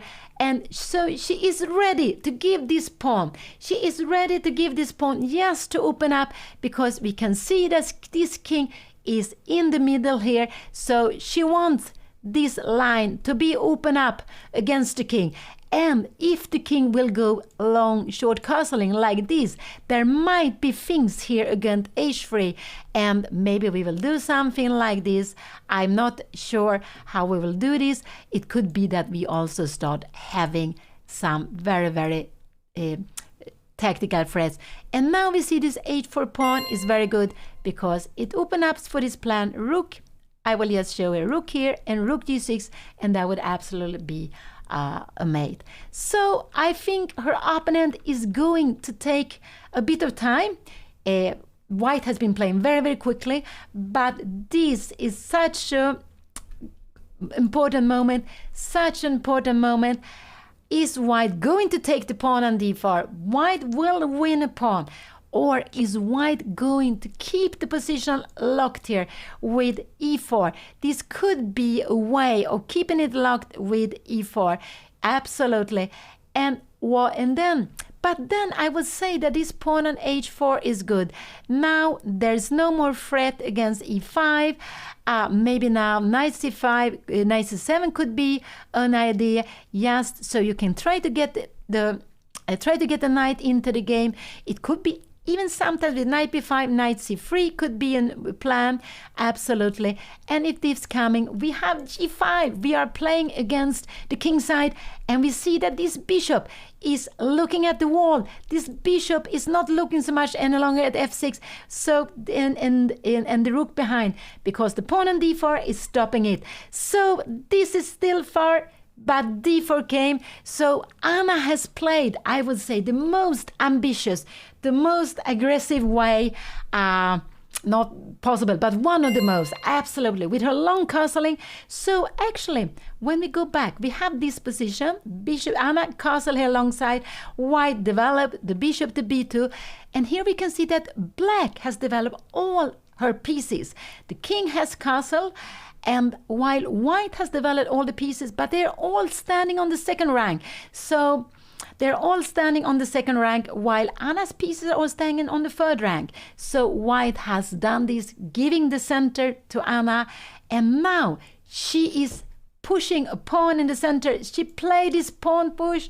She is giving a pawn, but she wants to open up the position, and she is really playing very aggressive, very much open up files to play for an attack, to try to get to the opponent's king or to get an initiative. She's giving a pawn for to have the initiative, and this is just a very, very exciting way of playing, and it means that you have to play actively, you have to play aggressive, you have to play with your pieces, and of course if it's possible to play some pawn attack, you can do that, but she wants to open up the file, she wants to open up she wants to open up the files in front of the king. So let's see here what her opponent will do. And this is one of these critical moments. This is absolutely one of these critical moments where white has to make a decision. Is white going to play e4? Is white going for the pawn? Could it be that? But I just want to say that knight f3 doesn't look like, oh, I wouldn't do that. To go knight f3, that looks very, very strange. After knight f3, you can take on e3. You can also go, maybe we can just go something like, if you move like this, I guess we can just take on e3. Absolutely, we can absolutely take on e3. And maybe we can also go e4 here. Knight e5, the only way to defend this could be even knight c4. Or, yeah, maybe knight e4. Could this be possible? Oh, this is getting crazy. We take on e3 and we take on g2. This is getting very, very crazy. But you can defend it with a knight to c4, perhaps, and then e3 would be defended. But let's go back. Her opponent took the pawn, and a little bit like saying, I don't think you have enough for the pawn. I will just grab it. And let's see, Anna is very, very, she is making her move immediately. She is playing so, and this was absolutely the plan. And this is, when we know the moves, we should make them quickly. Maybe just a little bit look up to see, do we have some other alternatives? But then afterwards, to make it, her idea to go d4 was to give the pawn. Now, this is a very logical move. Her opponent plays also quickly. There is some more attack on e5. Anna will not be able to defend it. But now it's very important. She goes knight e5. She doesn't care about this move. She just, and after knight take f4, she takes here. And I just want to show, if white takes here, we will just take back here, and this of course is also pinned, but we always have f5. So, and now white probably has to go king f1, and we will play a position like this. There is a pawn extra. The question is, what it is going to do here? Could it be a move like bishop e5? We are not scared of bishop g4 because we always have f5, and this is what I wanted to show, that we always have f5 here. So bishop e5 could be a way of playing this, I don't know. But this, I think, actually, we would just, let's see, this would just help us, and we will have knight c7, and maybe now this knight is planning knight b5, knight c3, or even knight d4. And what has happened here is, this is actually, let's go back. This is actually something very important. After a move like, these are still analyses, we have this position, I think, but she needs to put her knight on f4. She needs to put the knight on f4. This is absolutely the way to play it, to put this knight more aggressive. If he comes here, knight d4, I would just say knight c d5. This would maybe be, I don't know, knight c4, because now all of a sudden we will have changes everywhere. I don't know, how will this be? Maybe we will have a position like this, but we have exchanged our bishop here, and we can see that white has got the bishop pair, and all kinds of endgames. This would be fantastic for white because you have a pawn more. We have also pawns on both sides, so it's a pawn more, and both pawns on both sides, the bishop will probably be stronger than the knight in the endgame. So let's go back. This is not the position, but her opponent played this very, very logical. This is the position, knight hf3.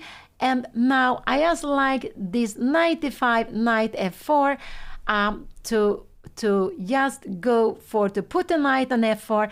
That this was the idea behind this was the idea behind her opponent's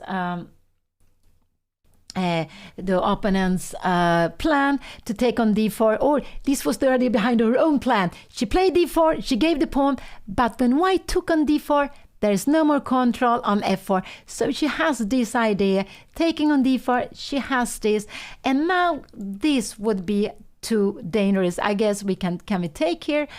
Maybe not. No, because I just want you to show that this doesn't work. We have this bishop g4 check there, so we would actually lose the queen. But in a position like this, it could be that we can go knight take h3, or maybe we can take with the knight. We were looking at this. This is a better way to play. And can we play like this? I think this would absolutely be double h. I'm not sure this is enough. King h1 and rook g1.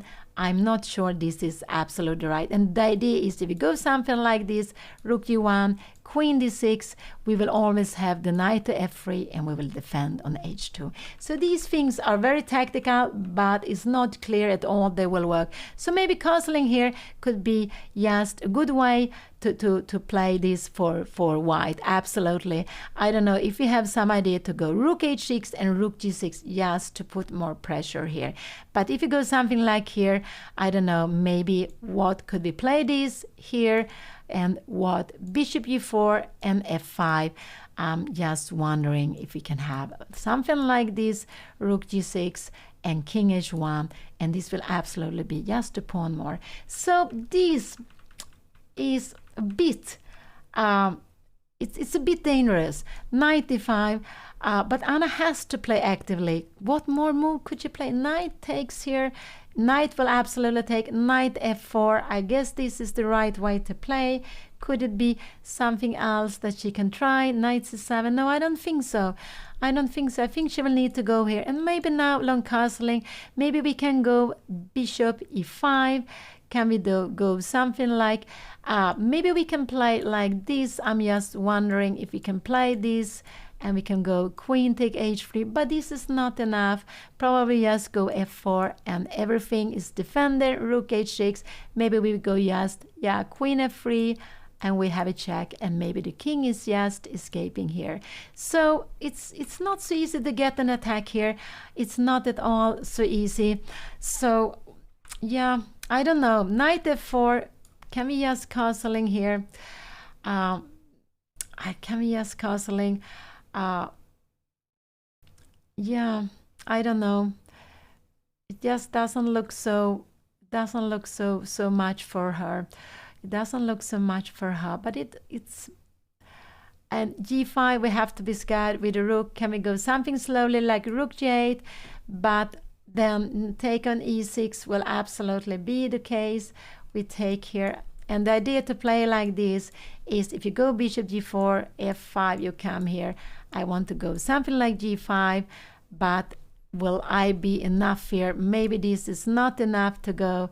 We will just have g4, take, and I don't know. We will have something like bishop. Oh, no, we have bishop take e4. So it's too slow. It's not, maybe not too slow, but it's not enough. It doesn't look like it's enough here. So knight f4. So this is the position. Knight f3 was played. Anna is now taking her time. The knight is not on d5. If the knight was on d5, she would have a move extra, but knight f3 was absolutely a good move. And I don't know, can we try something like c5? And you take here, knight takes, and now in a position like this would not be so good, I would say, because we have knight a4 and we are playing against this bishop.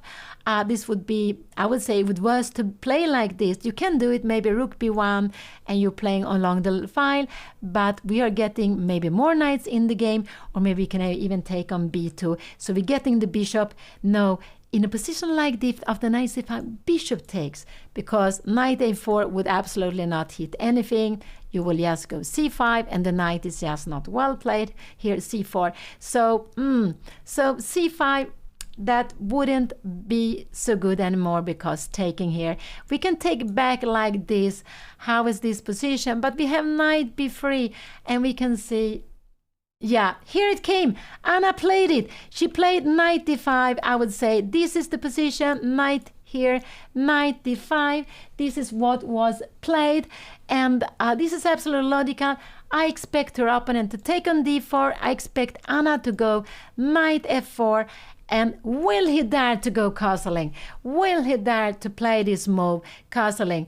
Anna can absolutely play something like this, but this doesn't work because we have bishop g4 and we can see this pin. And this is what I wanted to say lots of time, that the king here would be so much stronger if it was already on b8, but it's still on c8, and there could be some tactics.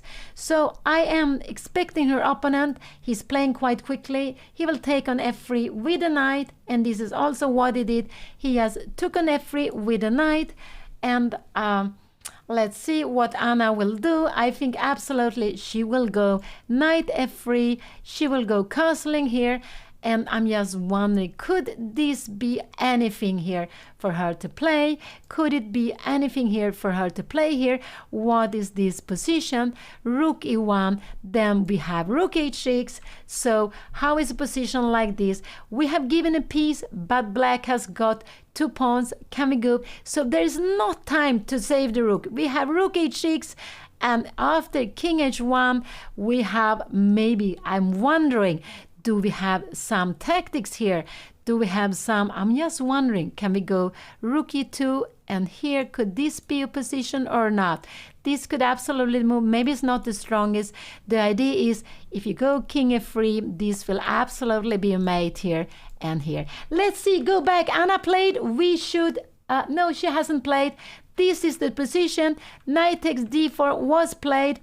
And now knight f4 is what Anna needs to play. She takes a bit of time, and I think here we will see it. She plays this very good move. She needs to play actively. One slow move, and she will not have anything at all. Now she has some threats here. She's threatening to take on g2, so white has different ways to defend.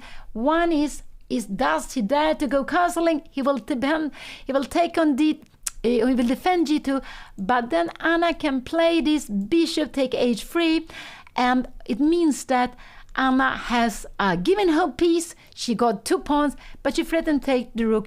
There is not time for white to play here because you have rook h6, and in a position like this, maybe you can go bishop f3. What is going to happen here? Maybe this is enough. Maybe we don't have anything here now.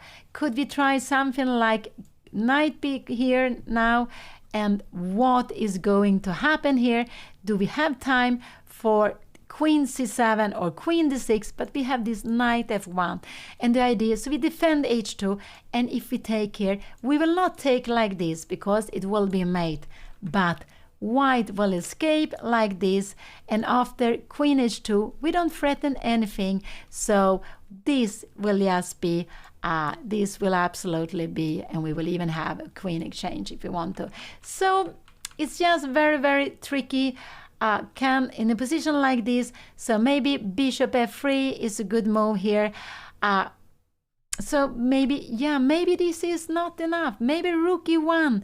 Maybe rook e1 is just absolutely fine. And because after this, we have this bishop f3.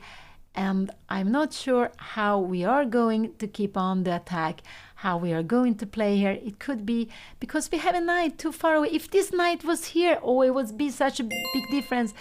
But even if we have 1, 2, 3, and 4 to attack with, white is only defending with the bishop and also with the rook, but the king will be very safe on h1. So it looks like it's not clear. It's not clear at all. So this is the position. What is white going to do?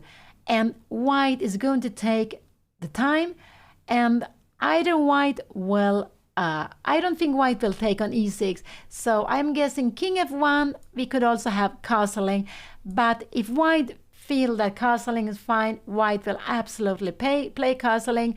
This is absolutely very, very normal to play.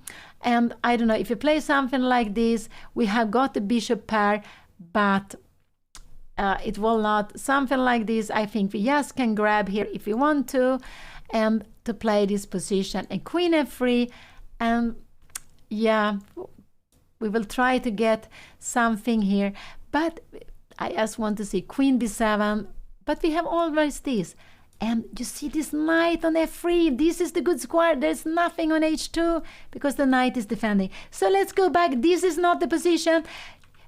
White is taking the time. White is absolutely taking the time after knight f4. This was the best move Anna could play. I have difficulties to see if there is some tactics castling.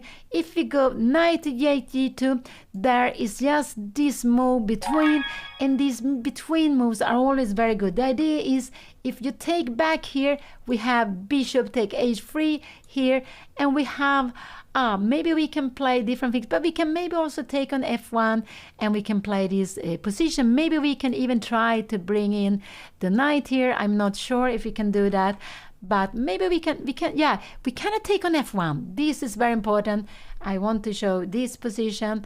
After this, white have this bishop g4. We have this problem. So maybe even here could be just some problems. Could it be, I don't know, or can we have tried to get attack? I guess we will go something like knight f3, and maybe now we can play this because there is nothing here. I'm so far away, but I wanted just to show one of the mates, because when you're attacking, there are lots of lines always to calculate that they can be made. If the opponent plays the best, it might be you don't have tactics. But the problem with knight at g2 is that this in-between moves, you take back and king to g2, and there's nothing for white, black any longer, or everything is gone. So let's see what her opponent will play. Let's see if he dares to go castling. Is he scared or of anything? And he will be calculating here. And I don't know, because if he takes here now, he cannot go castling any longer because the knight is hanging on e2. We can just go queen take e2. We can take it with the knight also, but queen take e2. So the plan, if white goes castling, white say, I'm not scared of your attack. I'm not scared you sacrifice an h3. I'm not scared you sacrifice anything else either. And then the plan for white is to take the bishop, take one of these bishops which are looking towards the white king side, and to play with the bishop pair and a pawn more. This is the plan for white if white dares to go castling. So let's see here now. But this is the position. So white has to do something against g2. This to take here would only help black because we will get into a pin. Now maybe king f1, and but the king has not castle, and it means that it will be difficult to get this rook into the play for some time.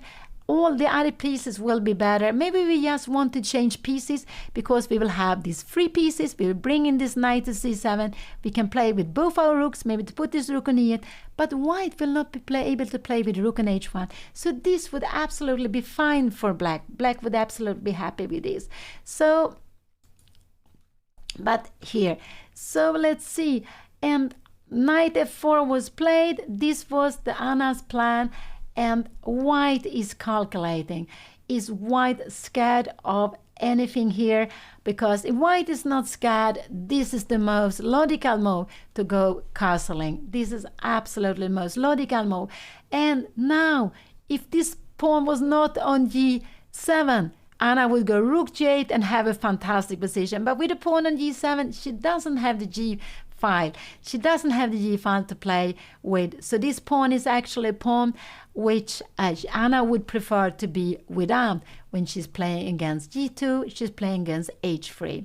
So, and yeah, I cannot see a way for white for black to attack after castling, but it's not an easy choice to make here because we have been looking at, we see this doesn't work. White has this in-between move, and the idea after you go here, you take back, there is nothing.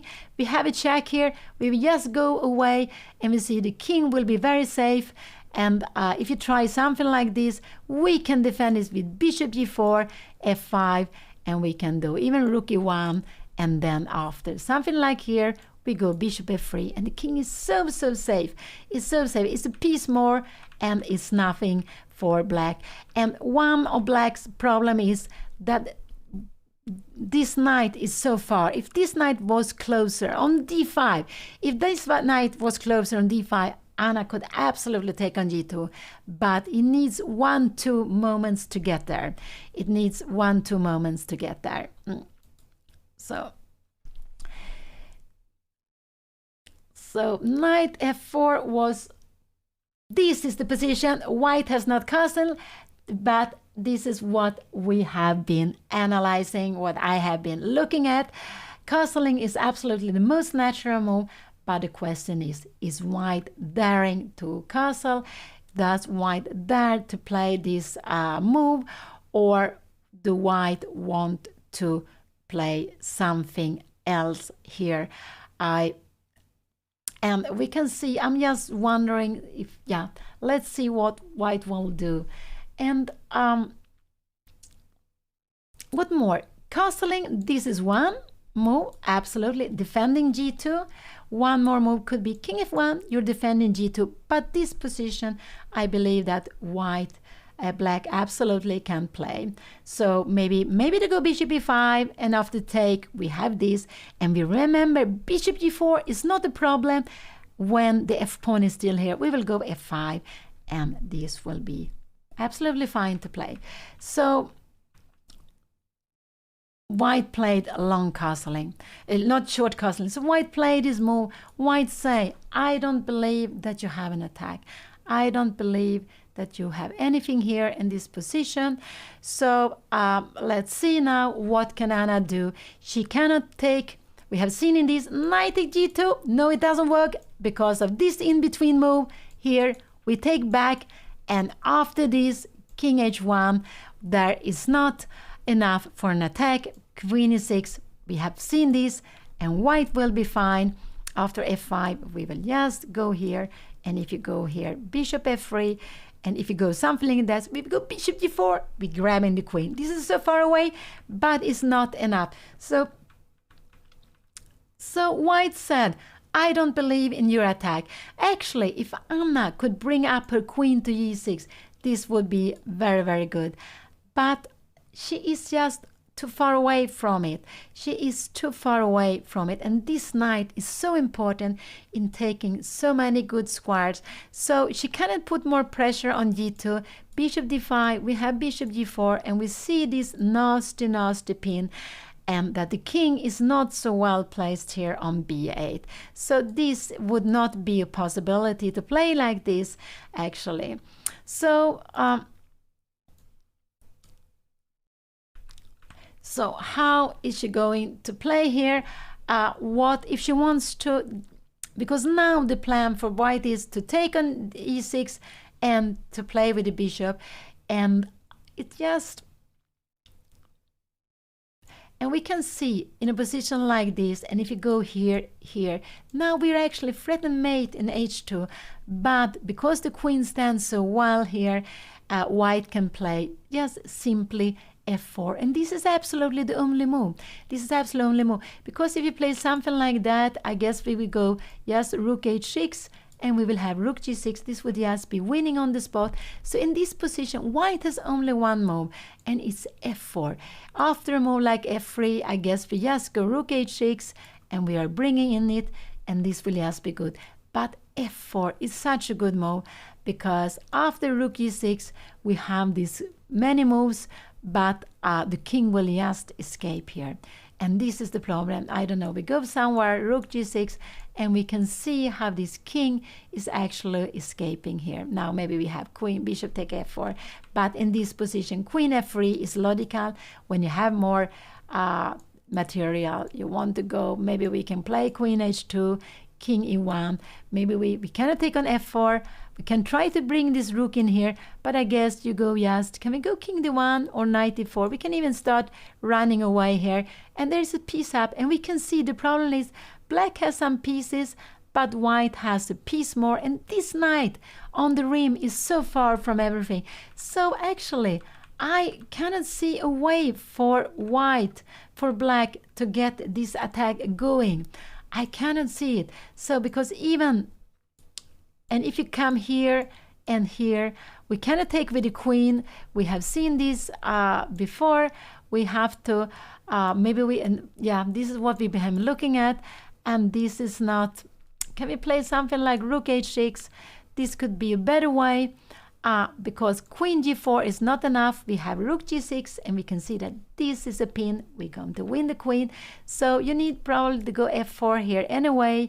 And I'm just wondering, we can give it check and the king is just running away. Could it be king h1? Could absolutely be fine, because even if we have this check move, we have queen h2, and here everything is just defended. So I cannot see how she is going to get this moving. And if she goes something like bishop e5, I guess we just take on e6. And if we take on b2, yeah, we can play different ways, but we can just take on f4. And here we can see that actually white has got two pieces, a bishop and a knight and a pawn for the rook. This is very, very good. This is a winning position for white, because the bishop and the knight is like 6 and the pawn 1 is like 7 and the rook is only 5. And we also have queens on the board. This would be winning for white. So let's go back. So after castling, what can she try here? We have tried bishop take h3, doesn't really work.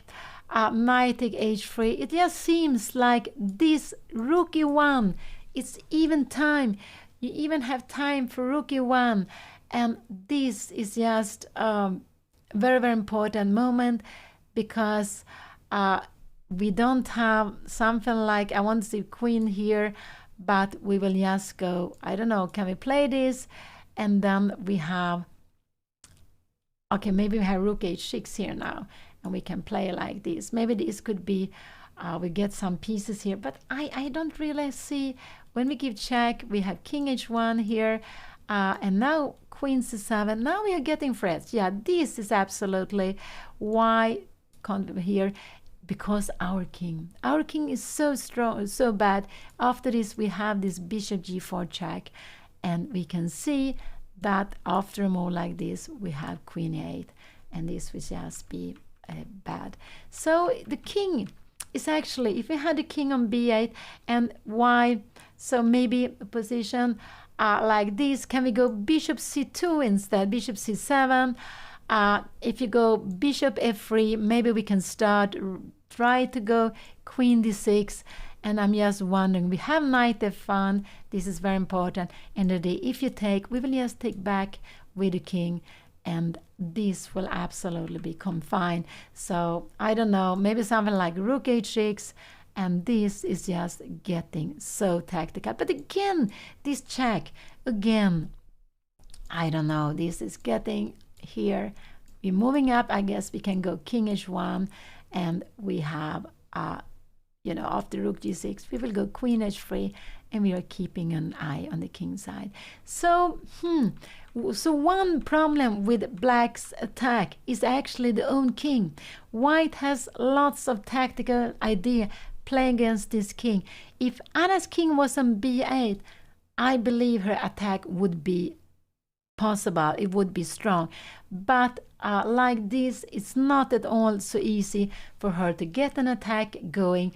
Even if she has 1, 2, 3, 4 pieces looking towards the king side, to g2, to h3, and to h2. She has 4 pieces, but white is planning to take away one of the pieces. She cannot get the rook in time, and this knight on the rim is too far away. This knight is absolutely too far away. And if she try, this is what we had tried, bishop h3, and it looks like rook e1 is just still absolutely fine to play. And yeah, I really don't, because after a move like bishop e5, I think we can just go, can we go knight f3? Could this be possible? No, we cannot, because we have a mate here. I want to show it. So maybe this could be an idea to play like this, bishop e5. So we threaten to take this knight. You have to go maybe c3. Could we just try to bring it. And now bishop b8. Could this be an idea? I have no idea why would this be. But if you go bishop f3, can we just then go? We go rook h6, just try to get this check. I don't know. How much is this? We have it. This looks actually, why? I don't know. Why is this? We have just king h1 and the king is just, yeah, maybe we can try to play this, but we don't have this. We have a very, very slow plan. f6 is avoided. Try to get in the knight into the game, but I don't know. And now we have a plan of going queen c7 just to attack on h2.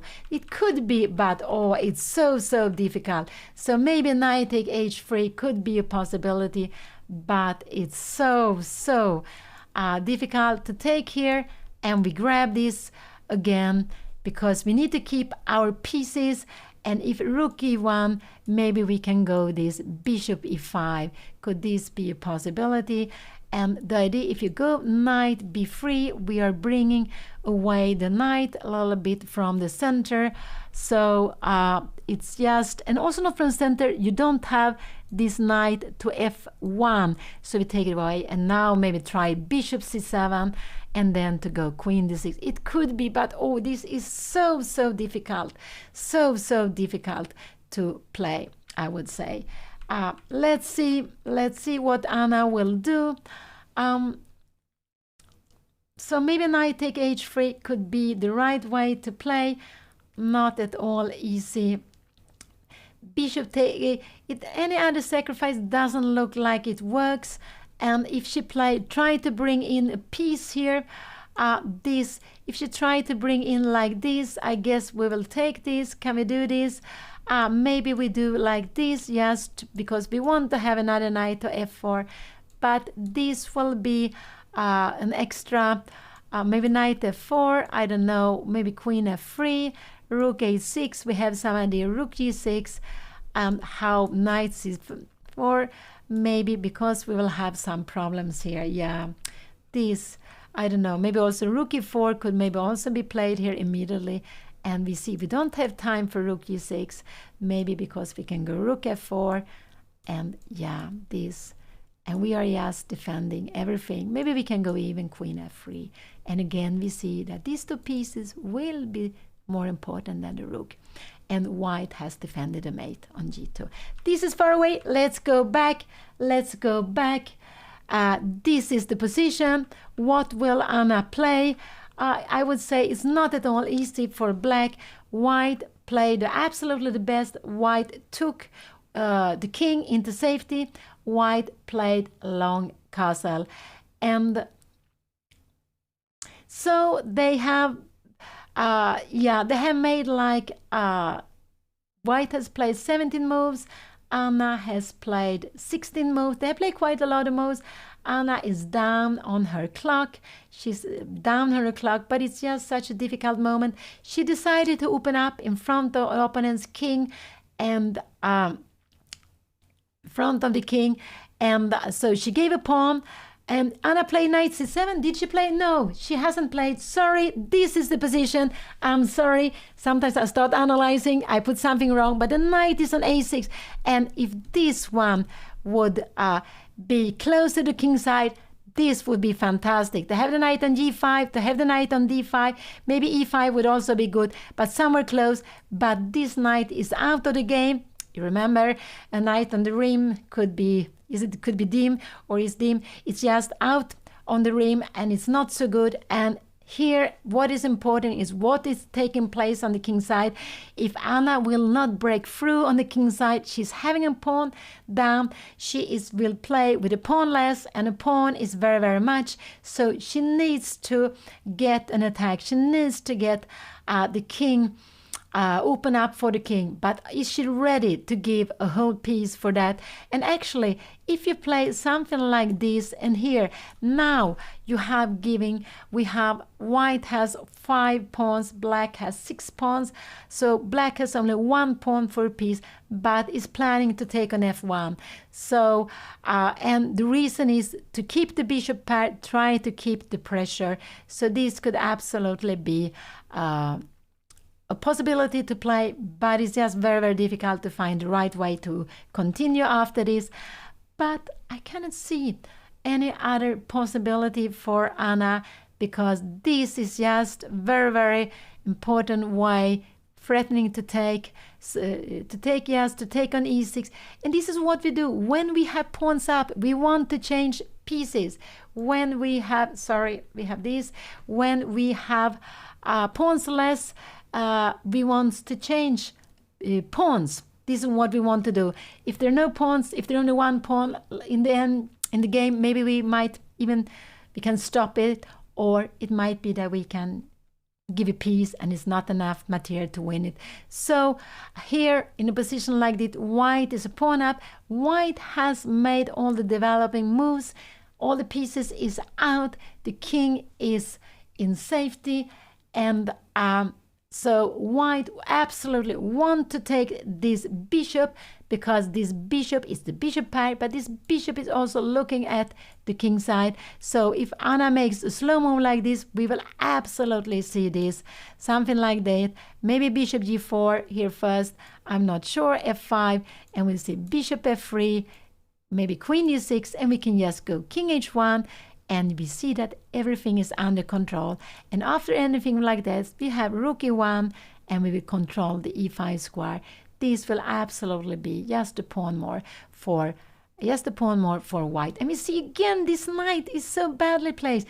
This knight is so far away from everything. So let's see. Go back.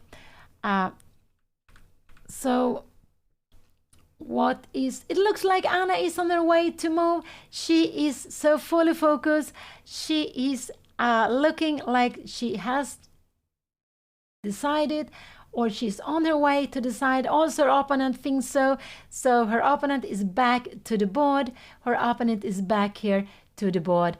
And what will Anna play? What is she going to do? She is really so fully focused. And she took with the bishop.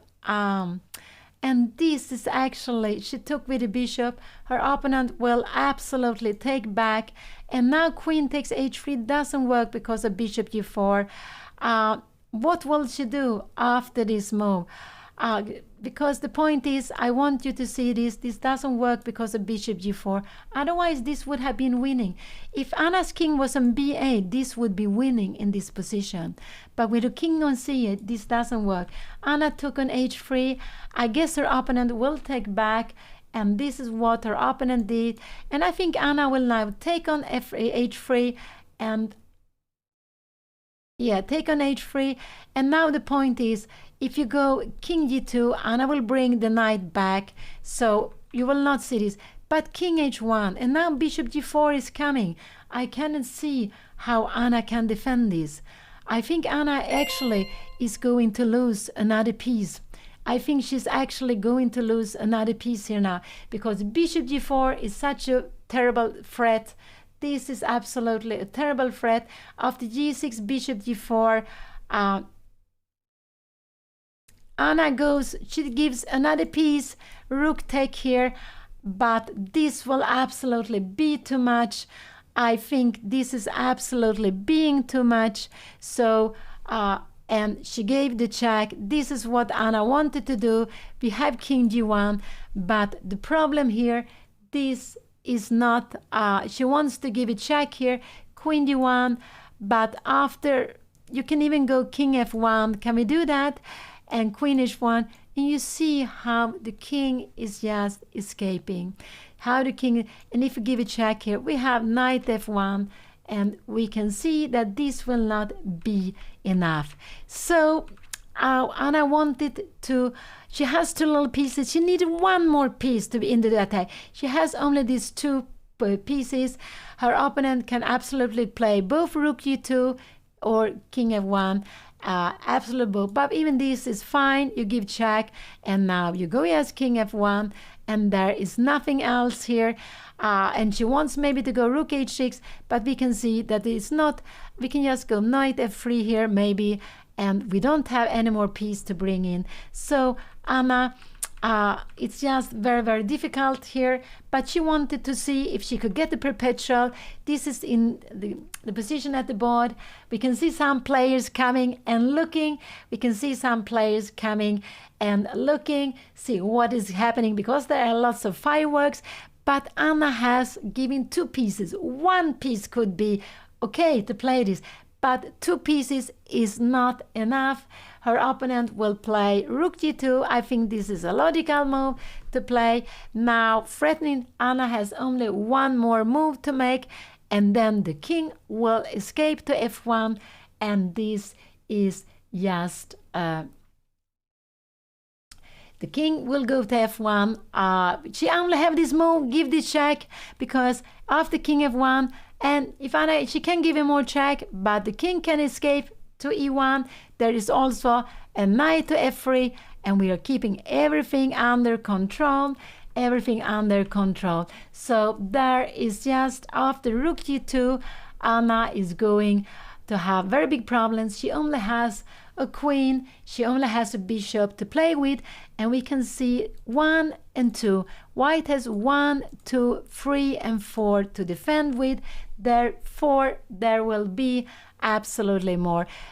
So queen e3, and even if Anna had one more piece to attack, it only would be 3 against 4. That would not be enough. So we will surely now see king f1, and after king f1, I don't know what her opponent is, what Anna is going to do, because the plan is simply to go knight f3 and queen d2. So we will absolutely, this is the position, a check here. I think we will see king f1, and after king f1, I guess Anna wants to go rook h6. She wants to put the rook on f6, but we can maybe give a check here, king b8, and we can play maybe knight f5, and we see it's a fork. Rook f6 is no longer possible because we've just grabbed it, and we will just take all the pieces, or maybe queen f3. So what did her opponent do? Her opponent played. So what? Sorry, this was the played rook here. Rook e2 was played. Anna played queen e3. Her opponent played king h1. So Anna, I am not sure why. Anna will repeat, but it will not change anything. We will have, she will go queen h3, king g1, and we will have queen e3. Her opponent went into the corner, but just to a little bit repeat, because Anna doesn't have anything better than go queen h3. She can hit the pawn, but you can do almost anything with the rook. Yes, not rook f2 is the only thing you shouldn't do, but just grab here, and there is nothing more you can do. So here, Anna, queen h3 is logical, king g1, and queen e3, and then the king, or maybe the rook will come to f2. So Anna, we have this position. King h1 was played. I'm a little bit surprised king h1 was played, and white just want to make, repeating a little bit, but white can always change it. And the rule is that when you get the same position 3 times, you get the same position 3 times, then before making it the 3rd time, you can stop the clock, you tell the arbiter, we have had the same position 3 times, I claim a draw. But if you have the same position twice, that is not enough. You need to have it 3 times. So here Anna is just taking her time, but there's nothing better she can do than to play the queen to h3. There's absolutely nothing better she can do than that. So I expect her to play that, and but she wants to think a little bit, and yeah, and then her opponent, yes, can run away outside the corner, yes, run to the other side of the board with the king, and there is not enough for her, because we can see that Anna decided, she understood that playing with the pawn down is not enough. She decided to sacrifice the piece. She did it not in the strongest way, and she did it another way, and then she sacrificed, and not only one piece, two pieces. And we can see that she had given two pieces, she has got two pawns, but now she has only the queen here, she has the bishop, and white is defending with 1, 2, 3, and 4 pieces. So Anna, yes, wants to think a little bit, but there's nothing better that she can do than to put the queen on h3, to give it check. She's not allowed to make a slow move. Her opponent is going up here. Her opponent is going up, but I'm sure if Anna is repeating, that her opponent will, yes, not repeat more than twice, and then just hide the king to the other side. And this is the beautiful tournament, Reykjavik Open. So many strong players. Anna is facing one of these many grandmasters. I don't know how many there are. Platon Galperin.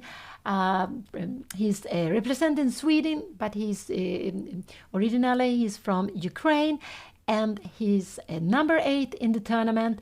And they're both about the same age.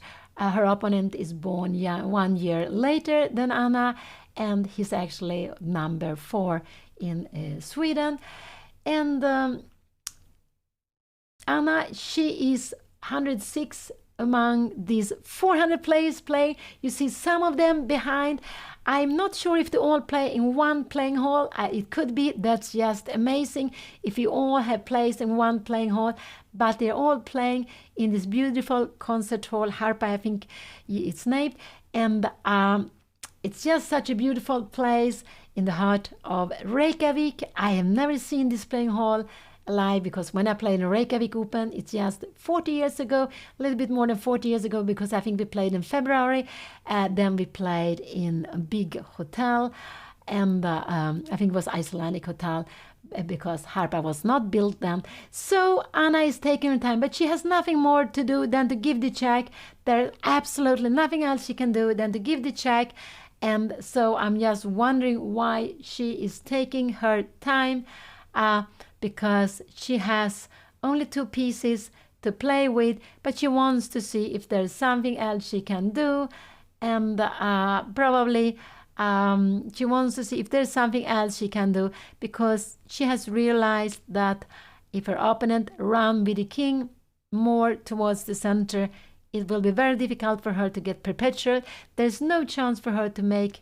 There's no chance for her to mate her opponent. Her opponent has, you see, 1, 2, 3, 4 pieces close, defending the king. Maybe the knight is not defending, but this knight is actually defending an important square on f3. But at least 1, 2, 3. Anna has only bishop, the queen and the bishop. This is not enough, so she can only hope for perpetual, and absolutely nothing more than that. So, and she needs to make a forcing move. She needs to give a check. Any slow move, bishop g4 will come, bishop g4 check, queen f3 will come, knight f3 will also come. So everything is there is no other choice for her. But Anna just decided to play this game so bravely. She went for long castling. She sacrificed a pawn. She sacrificed not only a pawn, after that she sacrificed the bishop, then the knight. And here we see the position. We see the position on the board, but it's just very, very difficult for black to get a perpetual here, because white can just run away. And maybe this is what Anna is seeing. She wants to see if she can do something else. And actually, if Anna plays this move, king d1, we have had this. Let's see, I think this is what she will play. This was also played on the board, queen h3. And now there are only 2 possible moves on the board. And white, of course, has to go king g1, there is nothing else, then it would be a mate. So white has one move to do, and after king d1, Anna has to go queen e3, she has to come back, and then white can absolutely escape here. And here we see what could Anna try to do. She could try to walk with her h-pawn, she could try to do that, but after bishop g4 here, king b5, b8, I told you this king has been very nasty.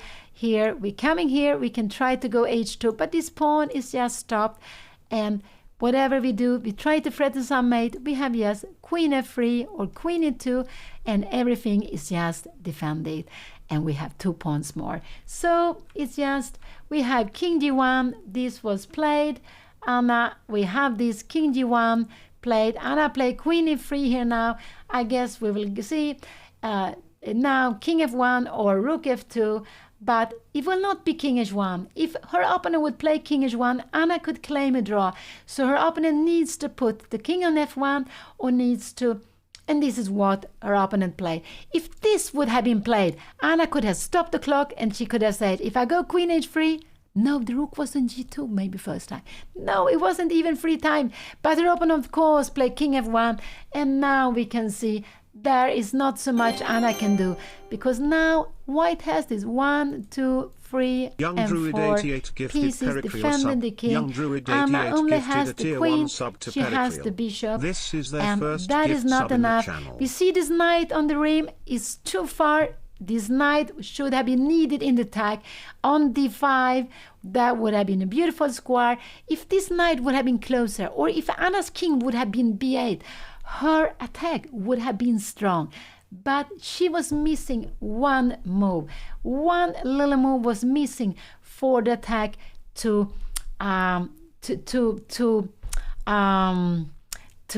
be winning for her. At least the way she played. She could have sacrificed a piece in another way, but it was very, very unclear if that would have been enough. And I would say it would have been more difficult maybe for black to play that than for white. Here we have the position. Anna is thinking, but there's not so much she can do. She can give one more check. We have a check, and after this move, we will surely see maybe rook f2. We can also see any pieces to f3. This is absolutely fine. This is absolutely fine here. And after this h2, we will have rook h1, and we have everything under control. This could absolutely be possible also. So, but maybe, so after this move, but maybe also king e1, and there is not any more checks. We can go h3 here, and we have rook g4, and again, there is no more check. If you try to get the queen here now, h2, this we will just grab. And with the queen here, we have rook f1. No, we don't have here, but we have bishop f1. I just want to show this because all of a sudden we have a mate here, and it's always nice to see. But white gives this escaping square. We take here, and in a position like this, Anna has won back. Yeah, this is absolutely fine. This is absolutely fine now. So this is absolutely fine. So maybe queen h4. So what will we see? I think we will see rook f2 here in this position like this. This is absolutely the best way if she goes to check. Queen f2, maybe after this king e1, h3 can start getting a little bit annoying for white. There's no reason to do this. After queen f4 check, this is position. After queen h4 check, we will surely see rook f2 because it means that white get this slow move. White gets threatening, putting the queen under attack, and then white can play any pieces. Bishop g4, queen f3, it would just be over after this. So yeah, I don't know. I guess queen f4 is the only Anna can try. She can go h3 also now, but after h3, I guess we will have, yeah, I guess Anna will go h3. I think this is absolutely what she will play. And maybe we have a check here. We have the king to b8. Can we see maybe could knight f3 be a good move? Maybe this is not, you know, we have a check here. I'm not so. So we need to put the rook somewhere. Rook g5. And we can see that after h2 we have rook h1 and everything is stopped. So this is actually important. I'm just wondering, can we go here directly? Will this be any difference? No, I don't think so. If we play like this, we have now queen h3 check, and now it would be winning. And we see all the time why this bishop g4 check is so important. But here white have this, and why the king on c8. This king on c8 is the reason why Anna's attack is not going. She played h3. She played h3, and I would say that this is what she has to play. It's absolutely what she has to play, but it's not enough. And it's not enough because of this king on c8 is actually just because of her king. If her king was on b8, this pawn was coming. So now Anna is trying to get, she has the queen, she has the bishop, she has the pawn. She's trying to attack at least with 3 pieces.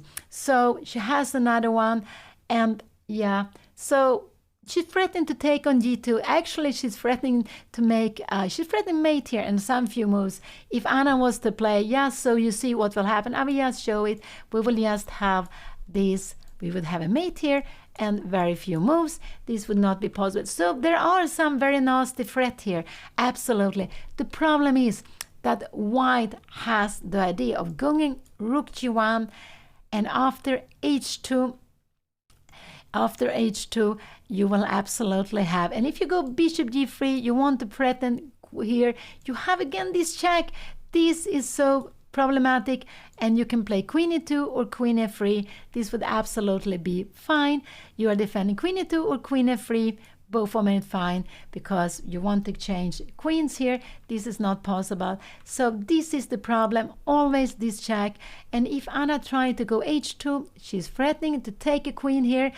White again have this in-between move, which is such important in-between moves.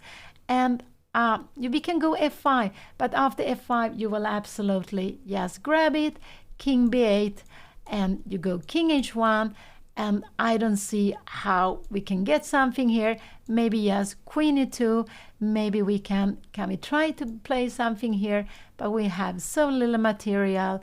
We had queen h3 here, we are running away, and here we can see that it's already a whole rook less. So her opponent played is very, very good. This was played bishop g4 check. Anna will play, she will need to move away. The king. She can go f5 if she wants to, but if she goes f5, her opponent will just take it with the bishop.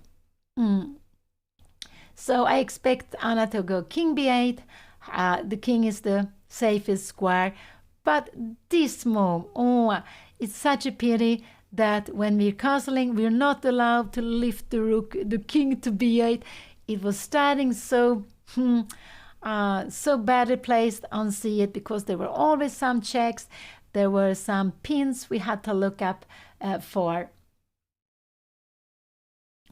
So let's see here what she's going to do. King b8, but her opponent only have after, she can go f5, but after f5, I think her opponent will just take on f5.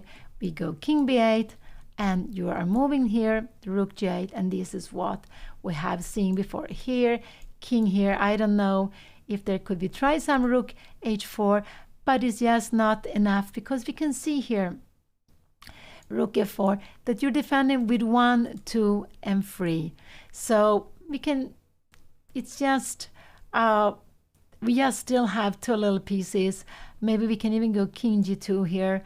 We're trying something, rook f8 here, and we will have bishop c1 is coming. I was just wondering, maybe here, could we try something like bishop c1 already here? Yeah, but then we had queen take d4. That is absolutely maybe unnecessary. But maybe rook f2, that's why king g2, and then threatening bishop c1. This is far away, but we see that white is defending everything. But Anna is absolutely trying the best she can do. She's absolutely trying the best.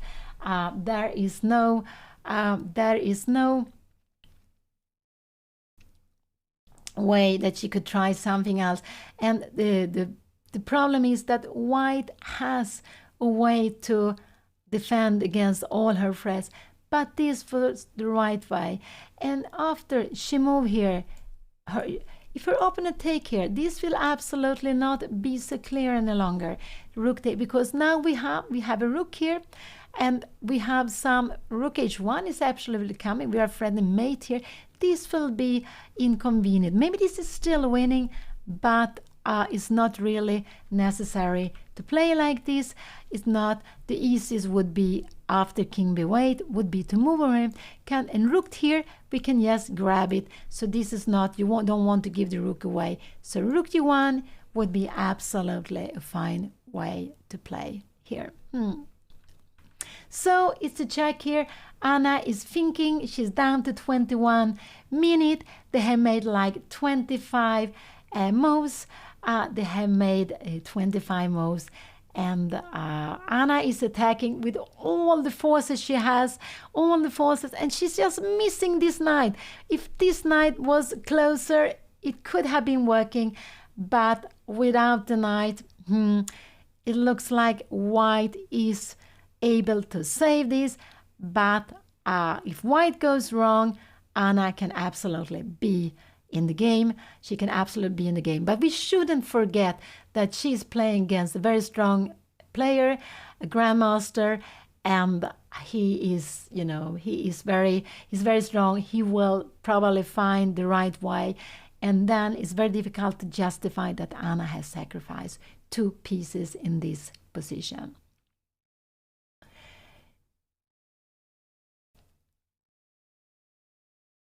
And so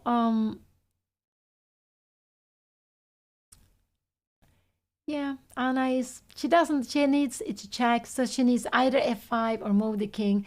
These are the moves she can choose from, f5 or move the king. There are really nothing else she can do. This is absolutely nothing else, but she's calculating. She's trying to see if it could be better to put the bishop on f5, and the idea to put the bishop on f5 is to get rook h here, because here there is a threat against g2, there's a threat against bishop, but we take here and we moving way, you have this move, and I don't know, putting a rook here, we can just play something. Yeah, this was absolutely a good move. And maybe can we go rook h5? Could this be a way? But then I guess we can just go maybe here. We can also go, can we go bishop? Yeah, we can even go bishop c1. This is good. So this is absolutely problem here. Yeah, it's not enough to get more pieces. So f5 or king b8, I think it will not be enough either way. But it's very important that after f5, white doesn't have time for knight take f5, because we take here, we check, and this would absolutely be a checkmate. I will just show you here. So this is not possible. So sometimes we have these moments where there are lots of pieces hanging. We need to make force move, and the most forcing move is, of course, we check. So if Anna, this is the position, if Anna play f5, her opponent needs to take the f5 pawn, but he takes it with check, and it means that he can take the pawn and then has time to save his rook also. So let's see. Anna, she is calculating, and of course this is absolutely right. She is hoping that opening up could help her, but as I said, we have a knight here far away from the actions. This knight close to the king's side would make her attack so much more stronger. So then she would actually have one more piece in the game, and then it would have been one more piece, not in the game, but in the attack, 2, 3. And if this one was, let's say, f4, maybe it could be an a d5, something closer. That would be making a lot of difference. And but it's here on the rim, and white seems to be able to just keep everything under the control. And white is also sitting there because Anna doesn't have so many things to choose from. So is she going to play f5? Is she going to go king b8? I guess she's going to go f5, but whatever. Yeah, I think it's just, it will not make such a difference because white has these two knights. If white didn't have one of these two knights to defend the king, it would be another story. But the problem is that white has two knights. And this is actually saying that when you are defending, the best piece to defend the king is the knight. So having a knight close to the king is normally a very good way of defending the king and the king side. And this is also why we in the opening like to put the knight on f3, with black the knight on f6, castling, and we have a knight which is standing very close to our king, which is both active. And here it came f5. She played f5 with lots of energy. And here there is, I would say, more or less one move her opponent can play. Of course, her opponent can also go rook g1. So either, but the most logical move is to take on f5, absolutely take on f5, and then to save the rook. This is absolutely the most logical. Maybe this we could play check here, king b8. But now why to play like this? We put maybe rook f8. We have, maybe we go something like h3, h2. We have rook h1, but now the problem is rook e1 is coming, and the problem is that if you go something like rook f8, the knight, this knight is defended by it, so we can just go rook e1 and everything is just defended. We will not be able to take on f3 because we can take back like this if we want, but we can take back actually which way we want, because f3 is defended by the knight and by the queen. Let's go back. So even rook e1 is a possibility. Not only, so sorry, this is the position, but bishop take f5 or rook g1. These are the two moves. Any other moves, I guess, would just let Anna be in the game. But like that, because two pieces are too much. One piece in this position could be fine to have sacrificed, but Anna needed, she felt that they needed to give two pieces to open up in front of the king, and that is quite a lot. That is very, very much. And yeah, so her opponent, Platon Galperin, he's rated number 8 in this very beautiful tournament in Reykjavik. I am sitting in Stockholm, and I will comment these 9 games Anna is playing, and I am Pia Cramling. I'm Anna's mother, and it will be just very, very exciting. I would have loved also to be there to play, but instead I will be here with you and I will comment on this tournament. And Reykjavik Open, the first time the tournament was held was 1964, so this is 60 years back. It was a round-robin tournament. I think it was used to be held every second year. The first winner was Michael Tal. I think he had made like was it 12.5 in 13 games. He just won almost all his games so that was the first tournament. I played 11th tournament. It was only 40 years back. But this is the tournament number 39. For a long time, Reykjavik Open, the tournament Reykjavik was held like every second year. The last years, it has been held every year, but during the pandemic, they had to cancel it. So let's see. The number 1 in the tournament is a grandmaster from Romania, Bogdan Diak. I think it's like 2670, something like that. And second player is Vasily Ivanchuk, and he is one of these legend players. He was one of the strongest players in the world, but not becoming a world champion. But he was very, very, rated in the top. But he never became a world champion. He still keeps on playing. He still is a fantastic player. And he's the number 2. And bishop take f5. This is very, very logical. I think we'll see king b8. This is absolutely the normal move. The king hides away, and we would have wished that it stayed there before. That would have changed so many things. If the king had stayed on b8, lots of defense maneuvers that her opponent has done would have been different. Her opponent moved the rook. I think rook g1 was played. I cannot see it really, but I think rook g1 was played, and we can see that her opponent is stopping the pawn.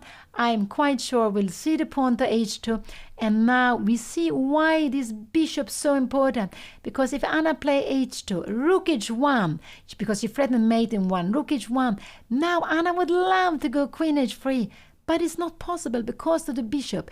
And this is why this maneuver, getting the bishop to g4, getting the bishop to this diagonal, was very important for white. Otherwise, white would have been under a strong attack. It would have been very, very dangerous. It would maybe have been winning, but it would have been completely different things. It could have been actually winning if white didn't have the check. So this made a lot of difference, and like we have seen in many moments here in the game. So let's see, this is the position. The rook is on g1, I believe. I don't really see it. It's a little bit hidden behind the king, but it cannot be hidden somewhere else. So rook g1 was played, and the reason was the rook was under attack, and it's also to stop this pawn, because white doesn't want black to be able to queen the pawn. And if you go rook here and here, we go rook f8. If Anna was to move, she would be winning with queen h3, because this rook is just threatening to pin here. But the problem is that white has knight f3. White maybe has also queen f3, but then we will take a piece. No, you don't want it. So, but white has this fantastic move, and we see there are too many defenders of f3. There are too many defenders of f3 because it's the queen, but it's also this knight, and there is not time for Anna to do anything. And we can see if you try to make a move like this, the play against d4, we have, I guess, bishop c1 could also be played, and we see that this queen is trapped, because if you take here, the knight has time to take back. So these are problems, and there is no time to take on f5. We'll just take back, and we threaten the queen and the bishop. So here Anna is now, she's getting a little bit low. Yeah, she played, this is the position. She played h2. She threatened mate in 1, but her opponent, yes, moving the rook and also stopping this pawn. If this pawn could have moved further, Anna would actually have been winning the game. She would have been winning the game if the rook didn't stop it. But the rook is stopping the pawn, and the problem is that Anna doesn't have enough pieces. This one, knight is still too far away. She can go rook f8, but after rook f8, white can go play different moves, but I would say knight f3 is the easiest. Can we even play like this, and we can go knight f3. Maybe we can play like this, but then we will play with a piece less, and this would absolutely be let's see here, queen e2. Oh, I'm a little bit queen e2. If you take here, yeah, sorry, take here, we will just take back. So this would just be very logical. So, and I think we have been looking at this queen h3. I don't know, maybe queen d2, or maybe, yes, maybe queen d2, king e1 could also. I think it doesn't really matter what you do. And we can see in this position we have a pawn on h2, but it's a whole rook less. So everything here was very, very logical. I guess we will see rook to f8. I think this is what Anna will play, but unfortunately she's bringing in another piece, but white has so many pieces to defend on this open file. So this knight, this beautiful knight on d4 has been so strong. It has been very well placed here. It has been also a piece that has made it. Some tactics didn't work for Anna, because it was controlling this f5 square and e6. Now it's not only, so it was a good piece sometimes for attacking black f5 and e6, but it's also a very good piece to defend f3. So this one has been a very, very important piece, I would say. And of course bishop b2, so it made it possible for the knight to stay here. So what could we see here? I guess rook f8 is absolutely the most probably. If you go with this rook f8, I guess again we will have knight f3, and again we always have this bishop c1, and we can see that the queen is trapped, and so it's yeah. And if you go something like bishop g3, we have just queen e2, and everything is just defended. So let's see, Anna, what will she play? This was rook g1, rook h1 was the last move played. This was the last move played, and yeah, she will try to bring in another piece, I guess. She can try with rook h4 is also a way of doing it, but we have this knight f3, and here it came, rook h4 was played, and one idea is if you go queen f3, we will have rook f4, and we will absolutely be in the game, we will win the queen. And but you can go here, you can go queen e2 even. Can we play this? Can we give a check here? And we just put the knight on f3, and there's no way we can do anything. So rook h4, I don't know. I think queen e2 is normal. We can also say rook f3 could be a move here. And if we go rook f4, yeah, we remember we always have this, maybe bishop c1, or maybe we go just queen e2. We just want to exchange pieces. I think this is also absolutely fine. Yeah, so it's just difficult. She tries to get another piece in, but she is always missing one move. Also, if she could play, she would like to take on d4 to get at least one piece back, but she would play with the rook less, it wouldn't help. But yeah, rook f4, knight f3 is not enough, but she's trying to get her rooks in, trying to play, trying to get her rooks in. So her dream, the dream of Anna, is to go rook f4 and rook f8 to get the rooks from the f line, and then this, if she could have take away this bishop and to have the rook, both rooks here on the f line, then her attack would finally get through. But this bishop on f5 is actually very good because it's blocking, so this rook will not entering the attack. And the problem is also that white with like something like this can absolutely just try to exchange queens. And this is, I think, absolutely, I think we'll see queen e2 or maybe knight f3, one of these. I believe we will see one of these moves. Knight f3 was very logical because going with that one is also that you're taking the rook, one is also that you're having this plan of bishop c1 and just forcing the queen to go back. And so I guess, and if you go rook f4, we go queen c1. No, we don't go because we have queen take d4. So rook f4 could absolutely be could be a possibility, but I think we will see queen e2 here, and there's no way that we can avoid queen exchange here. There's no way. So this is what she's going to do here, Anna. After rook f4, white want to change queens.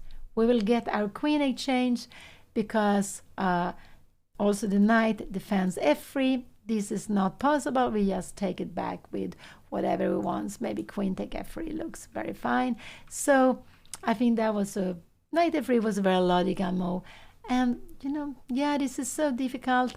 I have no idea. She doesn't have any good square for the rook. If she comes here, maybe we even can go bishop g4 and or we can go bishop g6.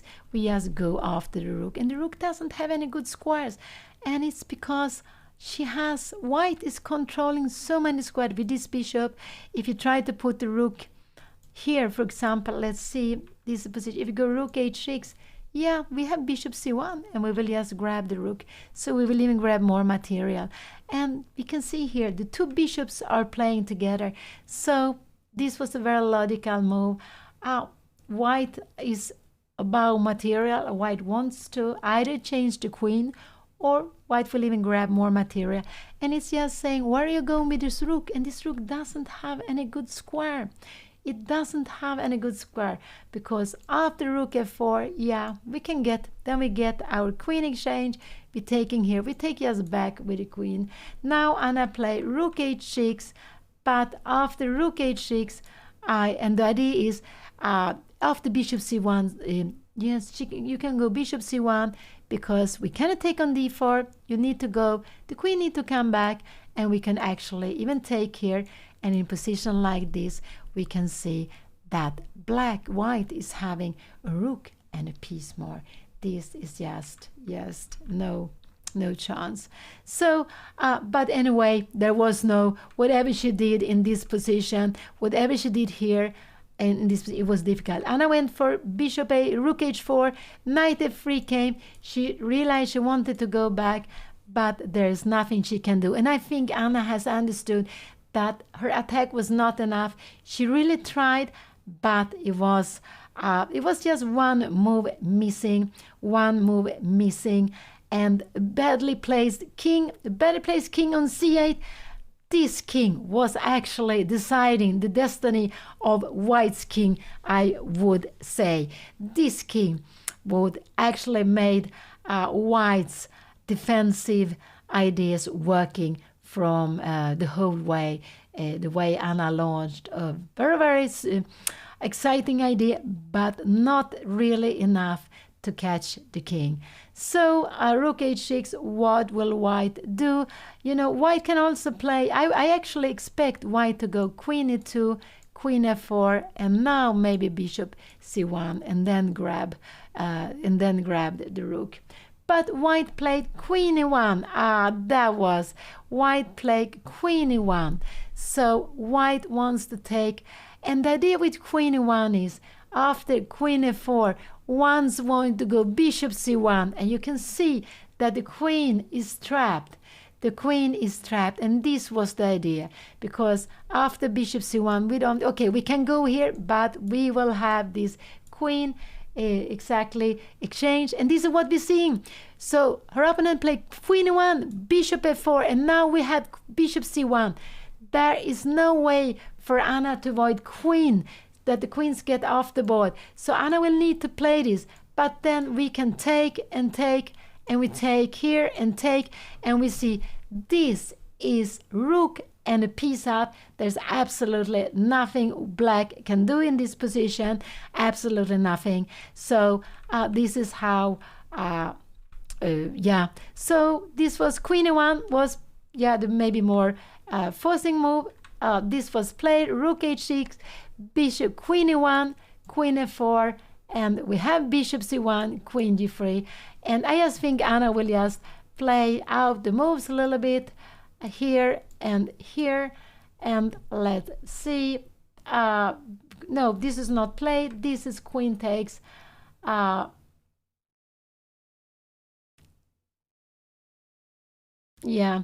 Bishop takes, and I guess we will see bishop take h6, and then I think this will be the end of the game. Anna just took back, and but here now this is absolutely nothing she can do here. King g2 was played, and the idea, if you try something, rook g8, there's absolutely, you can go king h3, and we see that the king is very safe on the white square. Only thing, if we could bring this knight to f4, we would have a beautiful mate, but it would need 1, 2, 3 moves. But this is not enough. So rook g8, if Anna wants, she could play this. I think this is what we'll see. This was also played.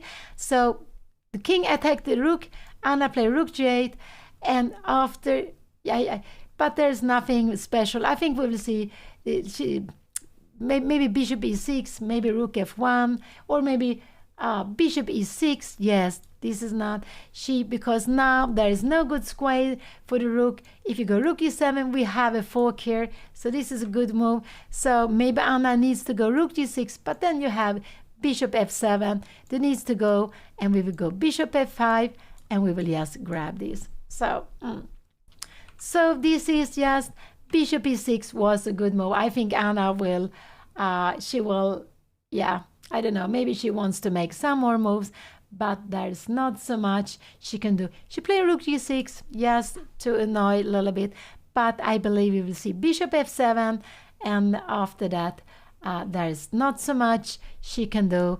The rook g7, and we will have knight f5, and this is the saying we have pieces more material about, and we want to change,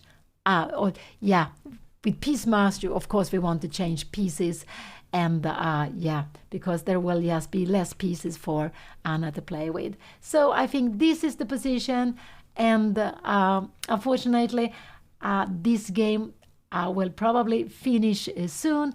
There is not so much Anna can do in this position. She doesn't have so many pieces left, but she played very bravely. She went for long castling, and she tried to launch an attack. It didn't work, but it was very, very close for working. But let's see, Anna wants to make a move. What will she make here? I think what will she make here?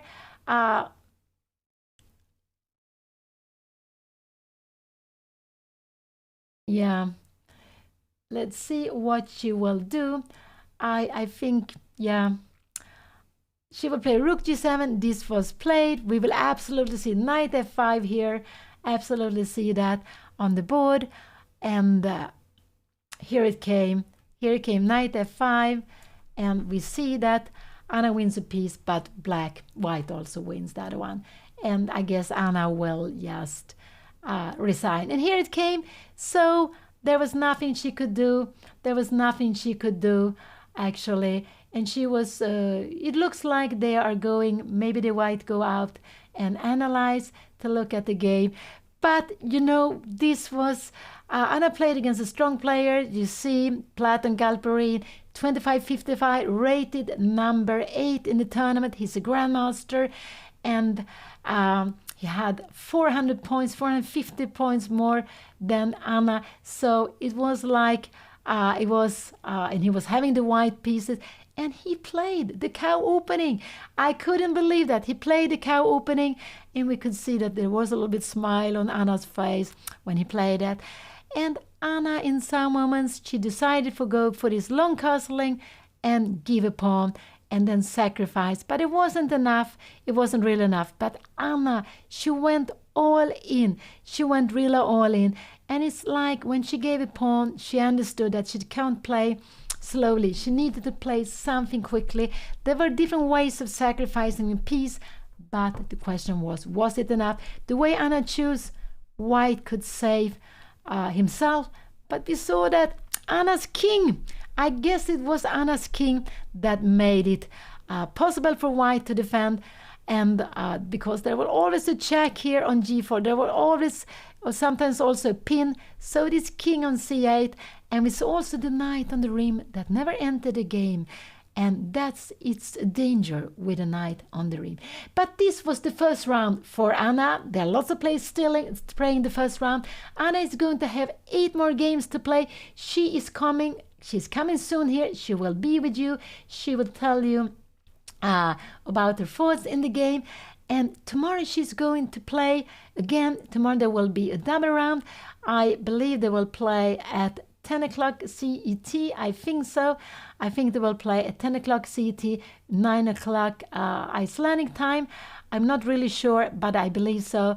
It will absolutely be out on her site, so you can check that. But tomorrow there will be a double round. And so there will be a very, very tough day. Anna will probably play tomorrow with the white pieces. She will play against a weaker opponent than today. Absolutely. She will absolutely play with a not such a strong player. It might be that she is on the... I'm not sure if she's going to be on the first or she will play against a weaker, stronger player. We will see that, but probably she will have the white pieces. And there are 8 more exciting games going on. Anna is going to play 8 more exciting games today. There was a very tough day, but Anna, she went all in and to try if she can get her opponent to a little bit to get out of his route. But he played his short castling. He played well. He just grabbed the pawn and he was not scared to put his king into safety. So now they will need to go. I think actually the arbiter is asking them to leave because sometimes when you have finished a game, if there are lots of games going on, you're not really allowed to sit there and speak because you can bother the other opponents, not the opponents, the other players. So, but you can see that how they are speaking about the game, both of them. But just stay here. Anna will be with you at any moment. She will give you her thoughts, what she has been thinking, why she played, the moves she did. And you see, the cow opening is absolutely possible to play. And today we saw that Anna had to play it in a classical game. It must be first time for her in a classical game against the cow opening.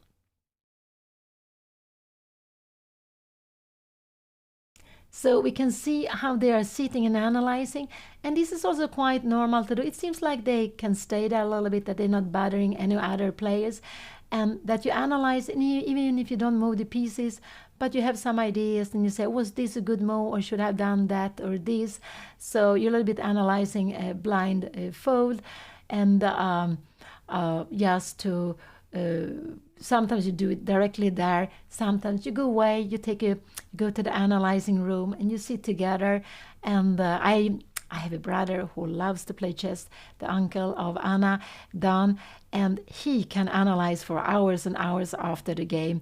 So, but I believe Anna will be here at any moment after they have analyzed enough. They have speaking about the game. I think she is coming here. So yes, stay here. And she will be here just to explain all her ideas, why she played it, what she felt when her opponent played e3. I think after the first move, e3, she didn't expect it yet. But after the second move, yes, she knew what was coming. But we have to hear it from Anna, absolutely. We will have to hear it from her. So this is the first round. Tomorrow will be a double round. Sunday will be 1 round. And on Monday there's another double round. And after that they will play 3 single rounds. So it's quite a tough schedule they are having. But it's also to make the tournament shorter, to make it more easier for lots of amateurs to come. And here we had the arbiter saying, please, you must be more quiet. So they realized they cannot stay there any longer, and Anna will come here. So just stay some few minutes, and Anna will be here with you. And yeah, you see, they have score sheets on the board. So in a classical game, you need to write down the moves you are playing. You can see the white king is on a white square, the black king is on a white square. It means that white has won. If the kings were in front of each other, it would have been a draw. And if the kings were on black square, it means that black has won. And this is what you do with the digital board. So the digital board knows the result of the game. And yeah. So yeah, here she is coming at any moment. And we see that there's still lots of games going on there. There's still lots of games. We can see some grandmasters there to the left. And but Anna will be here now with you to tell you about the first round. And of course, Anna knew when she saw the pairing that this was going to be a very tough first round. And yeah, so here she is coming to be here with you. And this is actually, I believe, Anna has to tell me if it's, I think this is actually the 4th time Anna is playing. She played last year, 2023, she played 2022, and I believe she has played one time earlier also, but it could be so, but she will tell you about it. But she has played several times in Reykjavik Open, which is the favorite open for lots of players, and it has been growing. If you go like 10 years back, I think it was about 100 players. Now there are around 400 players, and it's open for any player. You can be unrated, you can have 1,000 or 1,100. You are allowed to play here, and you also you have these strong grandmasters with 2,500, 2,500, or 2,600. So we will see.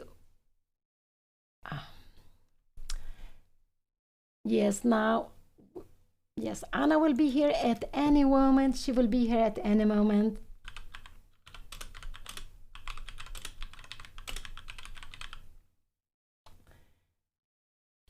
So, because it's so exciting to hear the comments after the plays. I don't know if your opponent also will come, or it will only be Anna who will come here to tell you about the game. And so here we see the last position. Anna was so much material down, so there was just nothing she could do. So yes, today the cow opening won. So that's what I thought. Anna lost her game, but the cow opening won, and Anna has been playing so much, and I really believed in it so much. It's not my favorite opening, and now today she had to face it.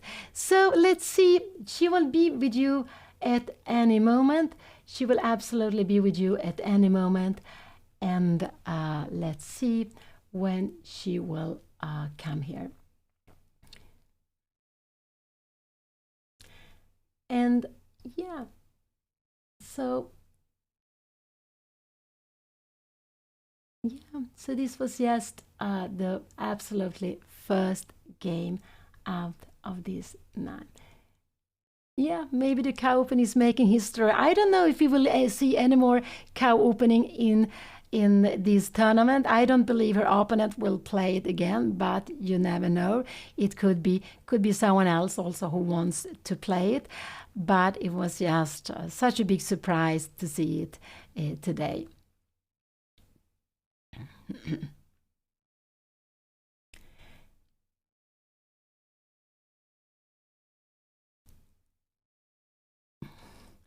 So I don't think her opponent will play every game the cow opening, and I don't know. I don't think Anna will play it either. But we never know. I know. Once my brother actually played against A3, and he lost the game. His opponent played A3 the first game, and then he played A3 himself the same day. So some players could be that when their opponent has played an opening, they might try it. But I don't think Anna will play it tomorrow. But we never know. We never know. So just stay a little bit longer. Just stay a little bit longer, because Anna will come here at any moment.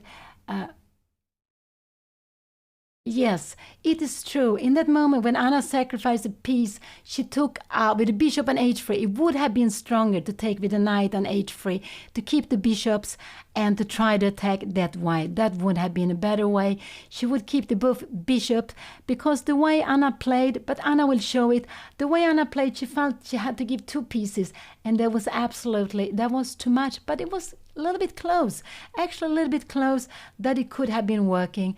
But we had this bishop g4 check. We had the bishop coming in with check, using that Anna's king was on b8. So I believe that if the other way was a stronger way to attack, and we could see that Anna thought that she really needed to do something, not to have to face a long game with a pawn less without having anything, and that's why she launched this attack. Yeah, the night on the edge made a difference, and this can happen lots of time. And that's why I believe that when you're playing, so try to put the knight in the middle. If you put the knight on the edge, quickly put it so it comes into the center, because the knight is normally badly placed on the rim. But there are some lines where you actually go to the rim and then later on you put it in the center. But here we saw that this knight never entered the game, and if it would have been in the middle, if it would have been in the center or on the king side, lots of things would have been different. Anna would have had one more piece to play with. She would absolutely have had one more piece to play with, to attack with. It could have changed lots of things. But this knight, so remember that, careful with the knight on the rim. It could be that it will not enter, and you can see that the knight on the rim only have 4 squares. Why? In the center it would be able to control so many more squares. So and today Anna played black. Normally she will be white, and this is why when you play tournaments, normally there are 9 games, because it's easier with the colors. You will have maybe 5 whites or 5 blacks, but normally it will be it's very, very exceptional that you will get like here we have Anna. She will be here with you. Now she will be here with you. So she is going live. So bye-bye from me and Anna.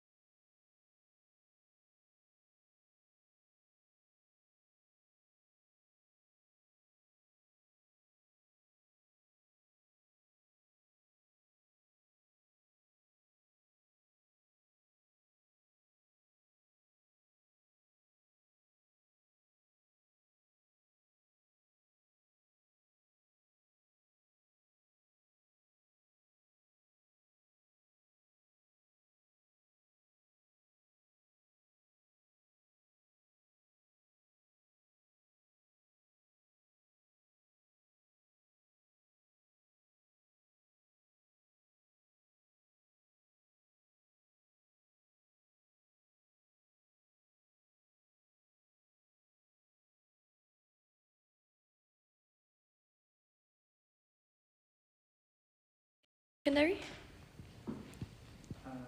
In dashboard. Hello, chat. Am I here? Okay, chat, did I save it? I think I saved it. Tech Anna. Okay, I'm sorry about that. It took a little while to figure things out, but anyways, it's the first day.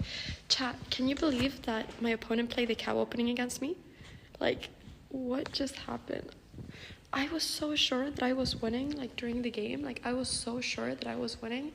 And then I don't know if I was. Like, was I ever winning? I wish that I could, like, talk to my mom right now. Can you tell me, chat, was I ever winning? Or was I not? Wait, I'm also gonna have you guys. Wait, I'm just gonna have, you know what? I'm gonna sit here and I'm just going to like talk to, oh, I think I unplugged something. Did I break something? No, I didn't break anything. Okay. Okay, there we go. Was I winning? Oh, cow is too strong. You know what? There was a part of me during the game that thought, I obviously really want to beat this grandmaster. Like, I was as competitive as I can be. Like, you saw it. But then there was a part of me that was like, if I now lose, or if I now beat the cow, if I beat a grandmaster who plays the cow, then the cow will officially be the worst opening in the whole world. Like, then the cow will literally, like, make the books of the worst opening you can play. Because even a grandmaster would lose with it, you know, against the 2100. So I just realized that, like, but that didn't stop me from, you know, obviously giving it my best. But I think that I got a little bit too excited when I saw this kind of maneuver of sacrificing 2 pieces. I really thought that at least I had a draw. Like, I thought it was so dangerous for my opponent. But I think it just doesn't work. I think I just gave too many pieces. I think in that position, I'm just better. I should just somehow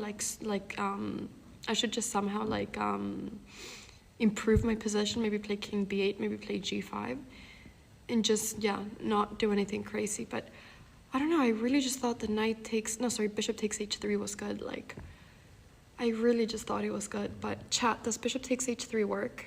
Also, by the way, hello YouTube chat. Wait, is YouTube chat working? Hello YouTube chat. This is my first stream on YouTube. Oh, this is crazy.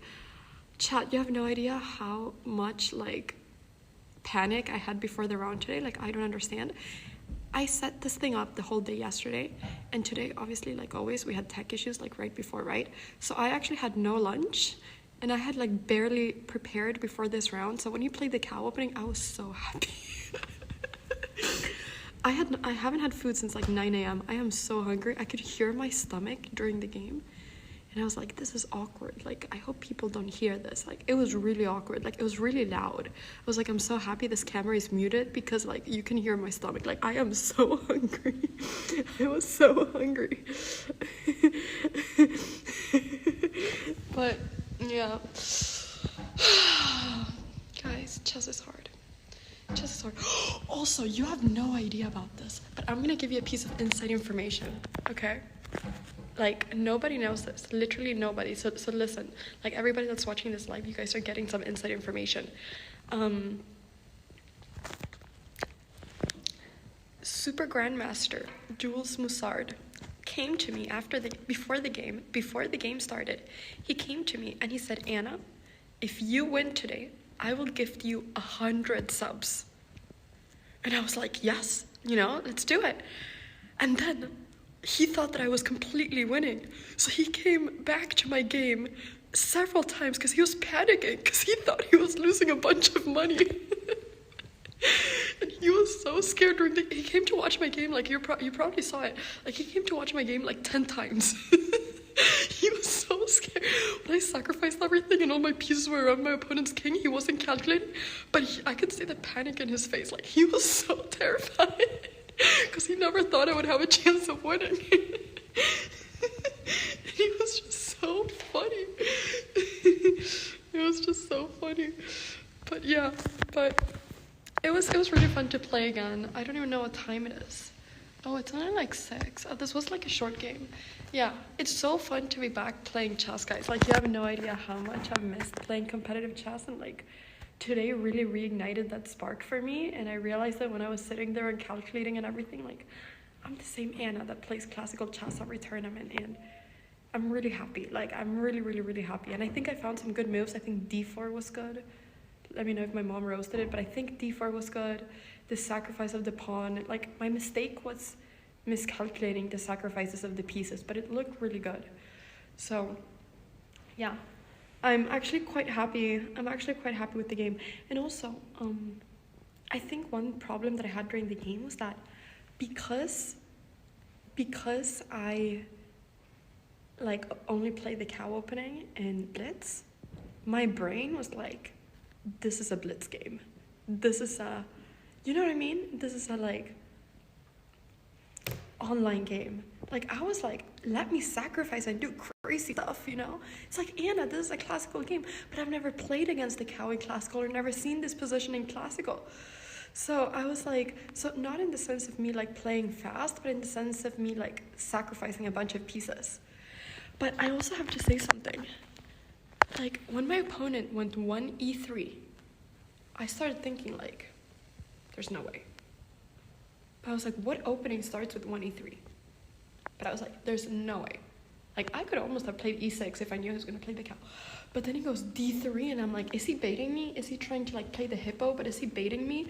Is he, like, pretending, like, you know, he's going to play the cow to make me play the cow myself, and then, like, he's going to anti-cow me? You know what I mean?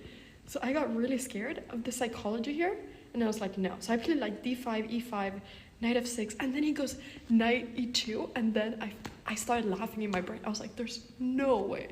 Like, there is no way he's actually doing this. But he was. Like, he literally was. Like, I was like, yeah, I just thought it was insane. So, yeah, that was that. But chat, it was a really fun game. I enjoyed it. And he was super nice as well after. And, yeah. It was a great game. I think we had maybe a few tech issues today, like this thing at the end, so we're gonna fix it for tomorrow. Today was just a bit stressful because it was my first time as well streaming on YouTube. And yeah, things got really late. Like, I was here like 2 hours early and I finished everything 1 minute before the game, so I'm just happy we got things working. Like always, things are gonna get better and better for each round. So tomorrow it'll be a completely tech issue free day, and I'm excited. We'll also fix the sync problem with my mom. I saw that there was some sync problem, so we will fix that for tomorrow. But chat, tomorrow we have double rounds. We have 2 rounds. It starts at 9 a.m. Iceland time. Like, I am playing chess at 9 a.m. What? Like, I have not been awake at 9 a.m. in a long time. So yeah, so tomorrow 9 a.m. First round, we're gonna have 2 rounds. We're gonna be having 2 streams. Send some love to my mom for commentating. I'll probably have the white pieces tomorrow against the lower rated. Send some love to mom for commentating. It wasn't a long round, but it was a crazy round. So send her some love because chat, believe it or not, today chess history was made. First time, I think, ever the cow is played in classical. This game is going to be going to the books. This game is going to be going to ChessBase, into chess databases in the future. I think that today history was made. First time a grandmaster plays the cow in classical chess as well. Like, this is insane. So I hope you guys understand how big this is.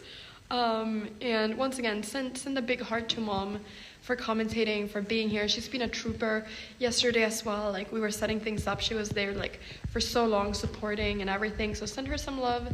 She's been, you know, really doing her absolute everything to make this work, and she deserves a lot of love. So send her some hearts in chat.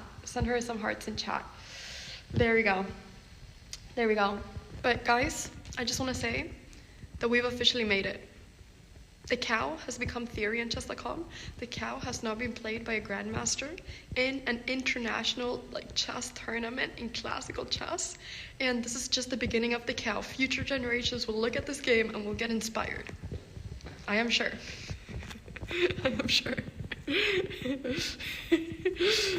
No copium at all. Alright, guys, I'm gonna send you all off. I'm gonna raid because I want to get some food, and I'm gonna film the recap. We're gonna be having some filming going on, so you know, if you missed the round today, then do not worry, there will be a recap, but not only that, I will also be posting the whole VOD on Anna Cramling Extra, which is my second channel where I post all the streaming stuff. If you want to catch my streams, but you can't always be here, watch Anna Cramling Extra. So can we get a little bit of links in chat mods that says Anna Cramling Extra? The VOD will be uploaded there very soon. Today, we're going to be having the recap uploaded, hopefully today too. And yeah, I'll be going through the analysis of this game and let you know my thoughts and go a little bit more in depth of every move. So if you missed it, check that out. And I am excited. I'm excited. There we go. There we have it. There we have the links. Amazing. I'm excited. So, okay guys, I'm going to raid you all. Not the people on YouTube, because you can't raid on YouTube. I am so sorry. But thank you for watching on YouTube, everybody that's watched my YouTube live stream. First YouTube live stream. Hopefully, you know, yeah, it all went well, but like, I feel so like, I don't even know what has happened the past 4 hours. I've just played a game with chess. But yeah, thank you so much for watching on YouTube as well. Thank you so much for watching on Twitch. Whoops, I'm dropping this. And I will see you all tomorrow for round 2, 9 a.m. Iceland time. Do not miss it. I'm going to go now and see if I want to laugh or cry. I might want to cry if I see that I was winning at some point, but no, I'm not going to laugh, actually. There's no scenario where I laugh. I don't know why I said that. I'm literally not going to laugh at all because I'm actually a bit sad that I lost. But I mean, it was against the Grandmaster, but yeah. Anyways, or I'm kidding. Laughing is good. Okay, I'm going to send a raid. Do I have battery over here? Yes, I do. Okay, guys, wait. I'm going to send a raid. So, let's do this, everybody. Let's do this. Who do we raid? Who's even live right now? Is Botas live? Who's even live? Give me a name. Botas, are they live? Okay. I hope they're doing well. They're sitting close to me. I hope they're doing well. Also, I saw some people saying, Anna, how come you're not sitting with all the other streamers? Well, because it was really cramped. Like, it was like very little space for all the streamers. So I got board number 5. And it was really funny because this French Grandmaster, I think his name is like Cornet or something, he was like, Anna, you literally kicked me off my board. I was like, I am so sorry. He had to sit somewhere else because I took his like number 5 board. And I was like, I am so sorry. Like, it was so funny. But yeah, so I was able to do that. But got a good board at least. Well, I'll check the angle today too to see if we can improve it for tomorrow. But anyways, chat, 9 a.m. Don't miss it. Thank you, YouTube. Thank you, Twitch. Go and support Botas now. And I'll see you all tomorrow. Thank you so much for watching the stream. And I hope you're as excited as I am for this whole tournament for Reykjavik Open. Okay, I'll see you all tomorrow, chat. Bye. Bye. Bye. Bye. Bye. Bye. Bye. Bye.